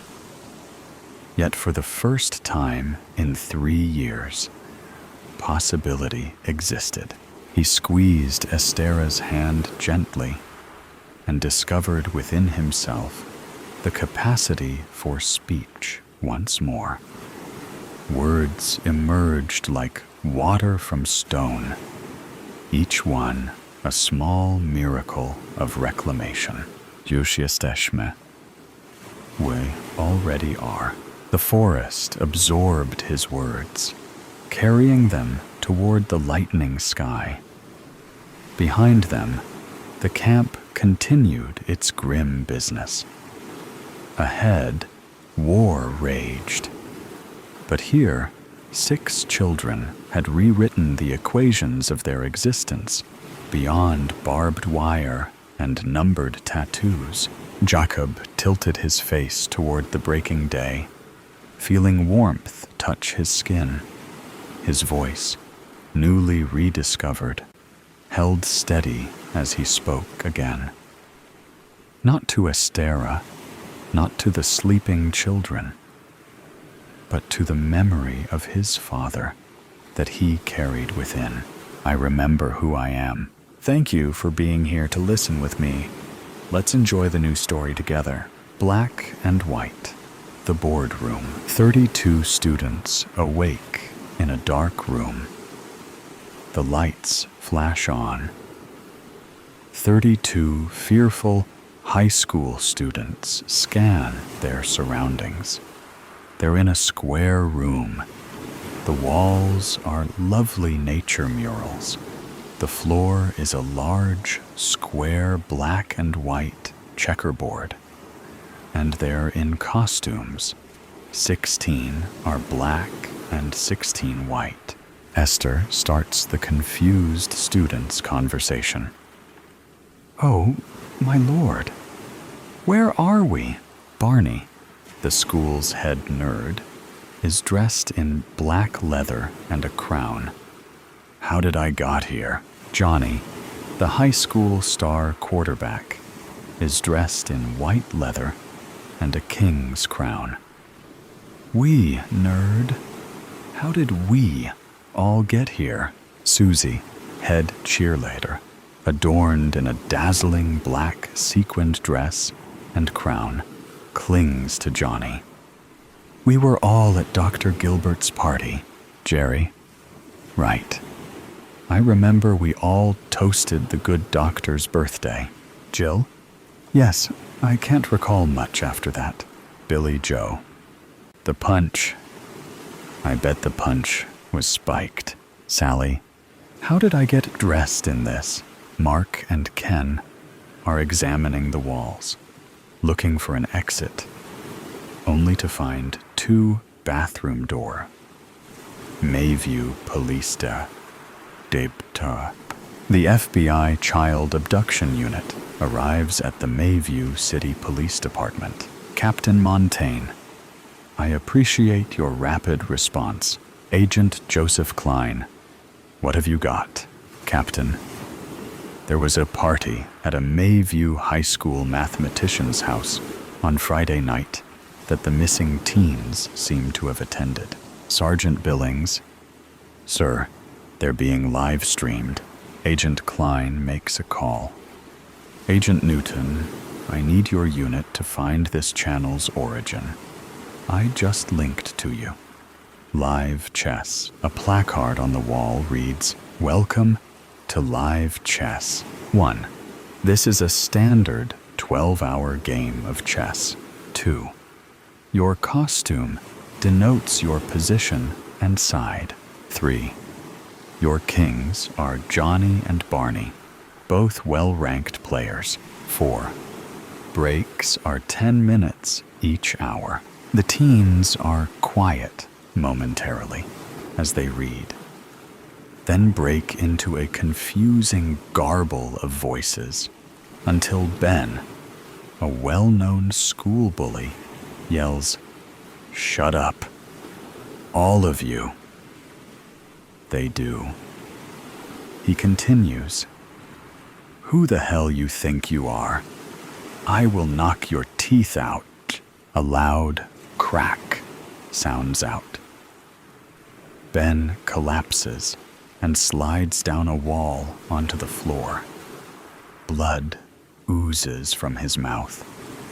Screams fill the room. A door opens, and in walks another student, Henry. A masked man drags Ben back inside the door, then closes it.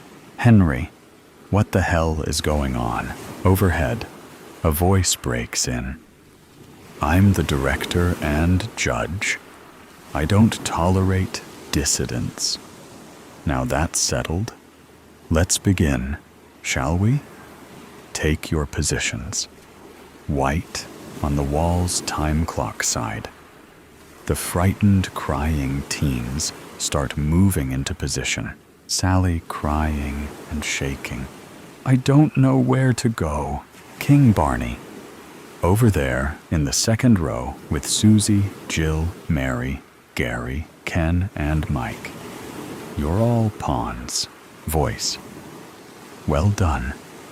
The clock will tick down from 12 hours for each team. It starts and stops with each move. The winning team lives, or shall I say, those left standing will live. Kimmy, the white king-side light-squared bishop, LSB, cries out, "What does he mean?" Voice. The game is one of death, not of capturing players, resulting in another wave of mass hysteria. White King Johnny. What the hell? Voice. Let the game begin. King Johnny, make your move. A dual digital timer on the wall starts counting down. W. Shout 11.59. B.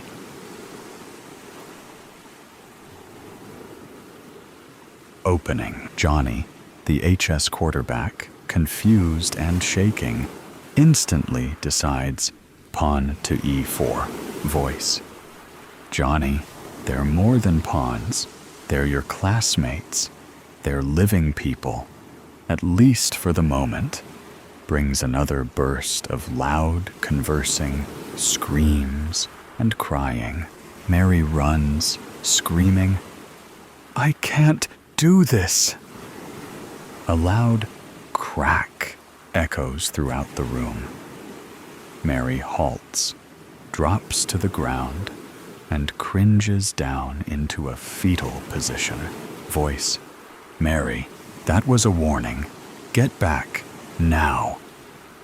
She doesn't move. I said, now, Mary. Another crack erupts, and the wall splinters beside her head. Mary screams, then runs back to her square. Johnny, G, Gary, move to the E4 square. Gary, W, where's that? Johnny, 2 squares in front of you. The white one. Gary steps up to the center of the board. Barney, C5. Elizabeth, move up 2 squares. She quickly responds. That's right, the dark square. Voice. Very good. See how easy it is to play and obey. Johnny, you're up. Johnny, knight to F3. Henry, do you play? Henry, yes. Susie, Sally, excuse me, please. And he moves up 2 and over 1 square, as knights do. Barney, knight to C6. Sarah, move behind Elizabeth on the white square.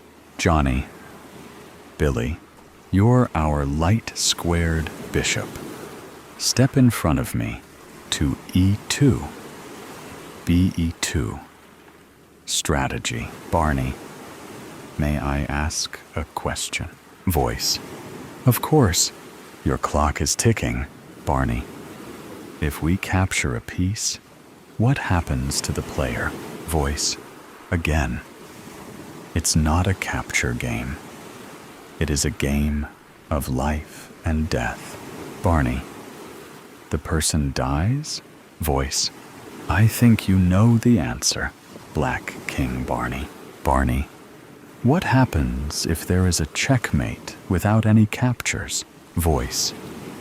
The winning team walks away. The losing team. Well, they don't. Barney. Can we huddle? Voice. 2 heads are better than 1. Barney. Everyone who plays chess, raise your hand.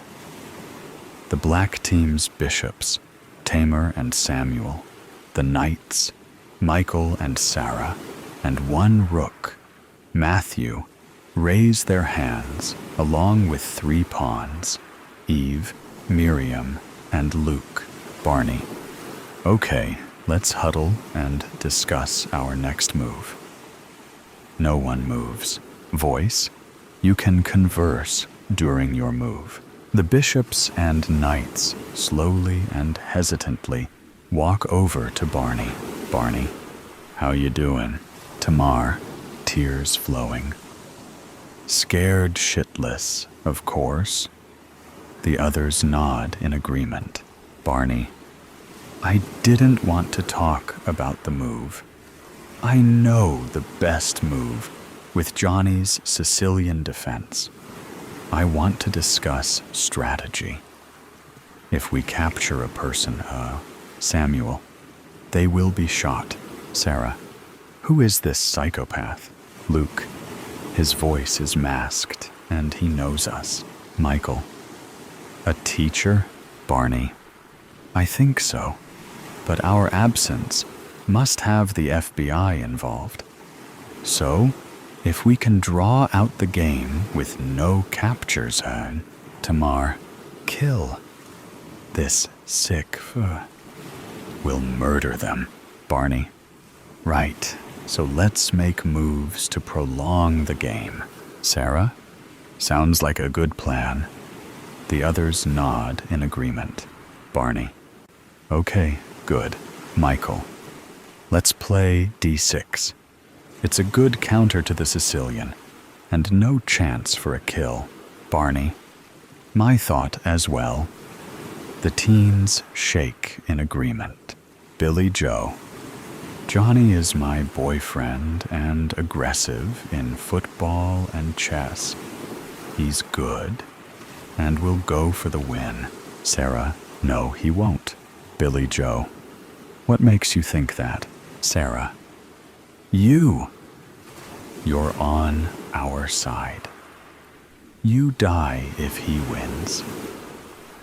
The players return to their positions. Barney. D6. Miriam. Move up 1 step. W23.55.09. B23. 50.03. Johnny. Rose. You're our king's knight. Move in front of Jill. Barney. Knight to F6 for you, Michael. Michael. Got it. Samuel. You're moving so fast. Barney. It's just the opening. We can slow down during the mid-game. That's expected. Bishop Samuel. Okay, that makes sense. He may get mad if looked to be stalling. Johnny. Let's castle. Jill, move beside me, and I'll move to the inside beside you. Barney. Shall we fianchetto kingside? Tamar. Yes, good call. Black King. Barney. Okay, Daniel. Step up 1 square to G6. Next, light squared Bishop Billy will move behind you to G7. And then we will castle. Johnny. Mary. Step up 1 to back up Gary. D3. Blacks. Bishop Daniel slides over to G7. White King Johnny. We're still opening. Our stance in martial arts terms. Bishop Kimmy. Slide in front of Bishop Billy. Black King Barney and Rook Matthew switch sides to castle. FBI, Captain Montaigne. It has been 24 hours since 34 high school students were abducted. Dr. Gilbert's neighbors have only revealed that he had a large cargo truck that was heard leaving his residence in the early morning hours after the party, then disappeared. Agent Klein, Dr. Gilbert is a millionaire who does not need to work.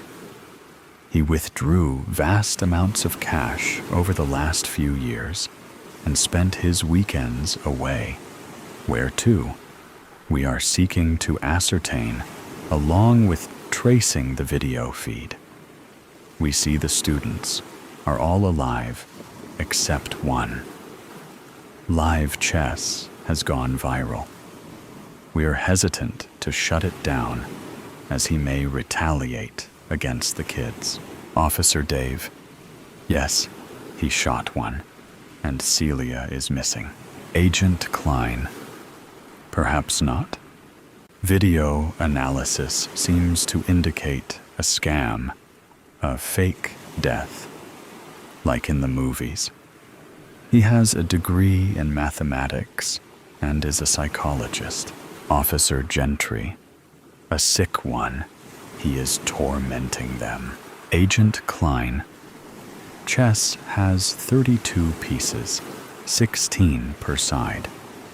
If you promote a pawn to the other side, you get a piece of your choice. Celia may be in waiting as the extra queen if one side promotes a pawn. Agent. Obviously, our best is to track his video feed. He is bouncing off dark web torrent sites worldwide. He is good. Our cybercrime unit is on it. We will keep you updated. Captain Montaigne. We will continue our local search for sites able to house a 50 by 50 foot room and use infrared heat sensing, although they may be underground. What's new with the West search progress, Kelly? Mid-game, Johnny. Okay, now we're in the mid-game, and we're at an advantage to strike in the middle. But I don't want anyone else to die, so let's just make a non-confrontational move. Queen Esther. Barney and I are dating. He is brilliant, uses his mind, and despises violence. We should just hop around.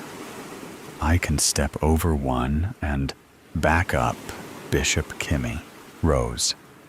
That looks aggressive, forcing a dark bishop trade, but we don't have to go through with it. Johnny. Perfect. Queen Esther. Step over to QC1. Barney. Let's huddle. Okay, my friends.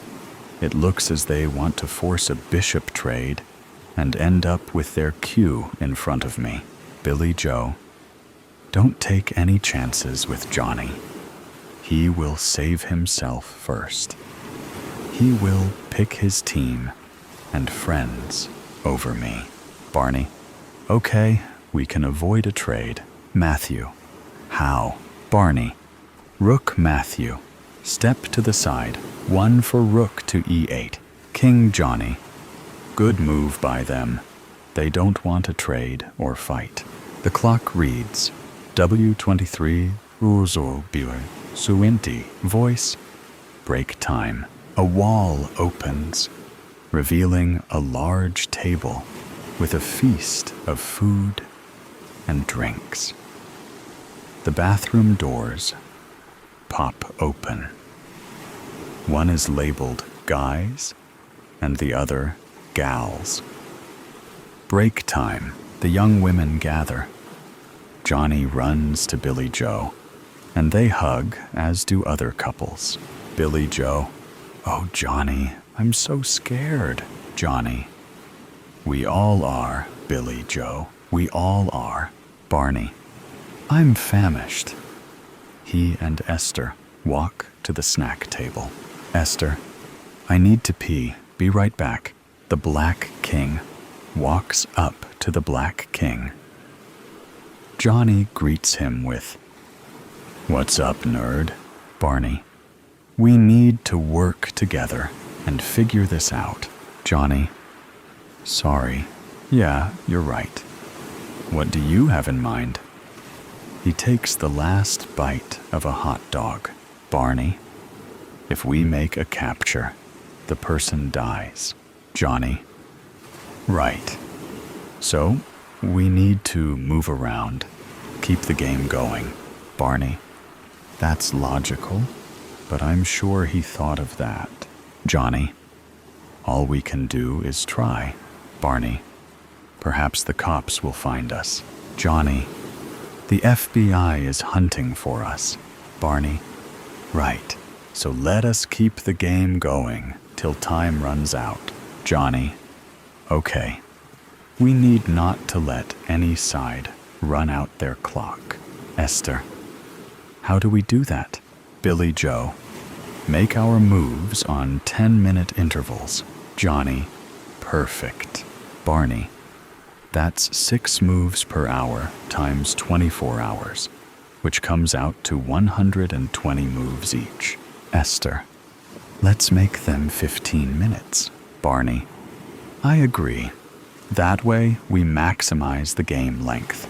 Esther, "Watch the clock and pray the FBI finds us." Upstairs, Dr. Gilbert smiles. "Breaks over.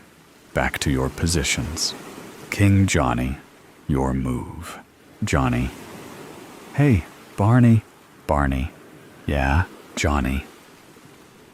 I'm really sorry. And I know I can speak for my football team. I'm truly sorry for all the nerd harassment we've given you and your friends over the years." Barney, "Ah, heck. Water under the bridge, Johnny. Let's just get through this and let bygones be bygones." The two smile and walk to their sides of the board, both holding back tears to move to loose scenario. The Black and White Kings and their teams continue the game, making move after move without players attacking other players. After the 90th move, and with only a few hours left, Dr. Gilbert, whose name was still unknown to the students and video stream audience, finally spoke. Voice, "Well, you all have been having fun, right? I'm not stupid, you know. I have been building and planning this game for years. Do you all realize that if this game ends in a draw or stalemate, in other words, when the clock runs out and no kills have been made, do you realize both teams lose? Do you understand what happens to the losers?" Barney, "No one goes home?" Voice, "Correct." Johnny, "What happens if one person is sacrificed?" Voice, "The team losing the piece loses. If there's a recapture, piece value decides. Break time. It's pizza." W014506. B14609. The exhausted teens had stopped crying many long hours ago. Their mood devolved into hopelessness.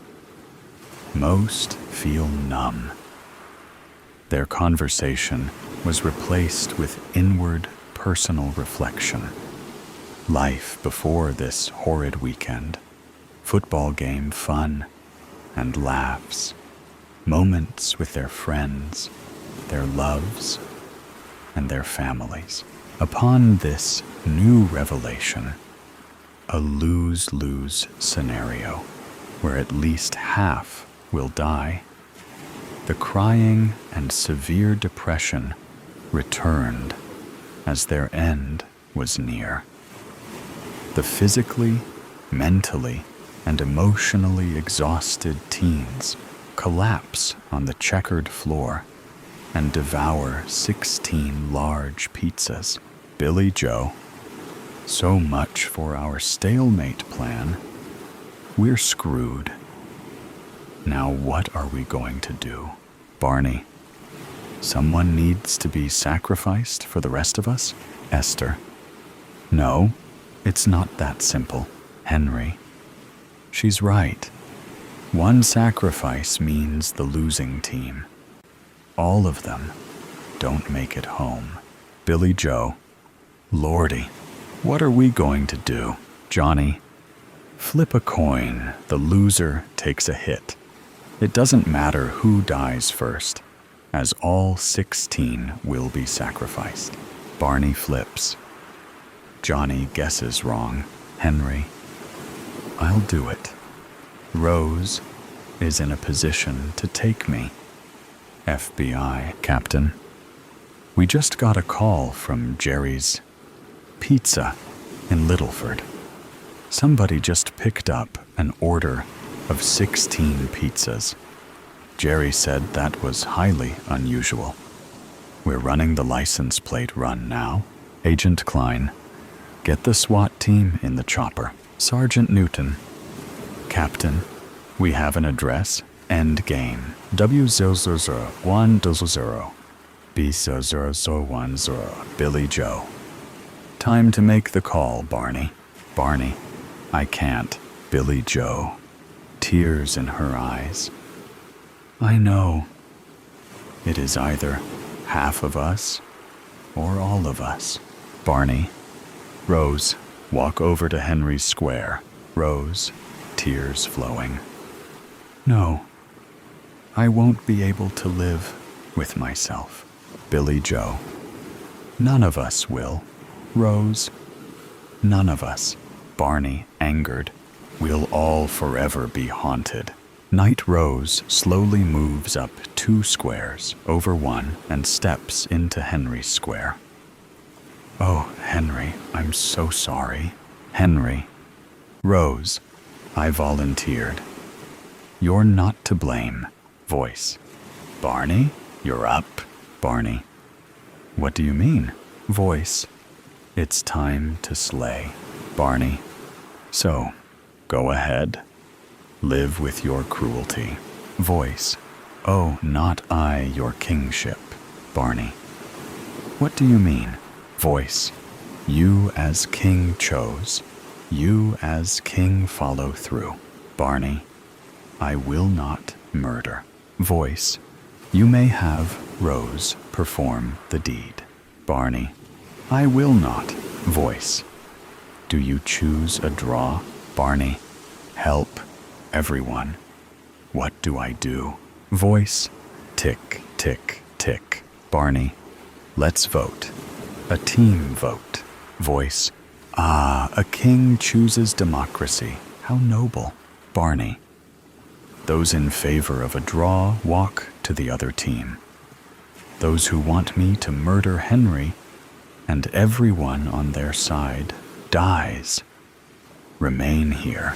The room, filled with stunned, angered, and crying teens, suddenly turns into a loud, confusing uproar. Miriam breaks the hysteria, yelling out, "Quiet, everyone, please." The room quiets. Miriam, well known for her environmental protests, continues, I say all of us. Personally, I could not live with myself, knowing I chose to be part of a murder. To murder any of you. I suggest we all join hands and refuse to put up with this madman's sick game any longer. Gary, no way. We don't all have to die, only half. Sally takes Gary in her arms and hugs him. He struggles and then collapses, crying, quiet mumbling. now fills the room. Matthew takes Miriam's hand into his, followed by Rose, until finally 32 teens sit in the middle of a sizable black and white game board. Some have been friends since early childhood, some lovers, some enemies, for various reasons that seem silly now. 32 colored teens, white, yellow, red, black, and brown, sit quietly, looking around at their peers' multi-ethnic faces. They are emotionally spent, feeling their common humanity and finding comfort in each other. Dr. Gilbert sits upstairs, smiling. Millions worldwide are fixed on their screens, devices streaming live chess, awaiting the endgame finale. Breaking news: 34 students who recently went missing were found this morning after millions worldwide watched in horror. Live chess, a divisive game attempting to pit Mayview High School students against each other. The teens, previously at odds with each other, joined forces to devise various strategies. They refused the cruel psychopath's rules. Dr. Gilbert conducted what he termed a psychological experiment, and a success beyond his pre-game hypothesis of teen behavior. He remains at large. All the students were found alive. 1 year later, 32 students awake in a dark room.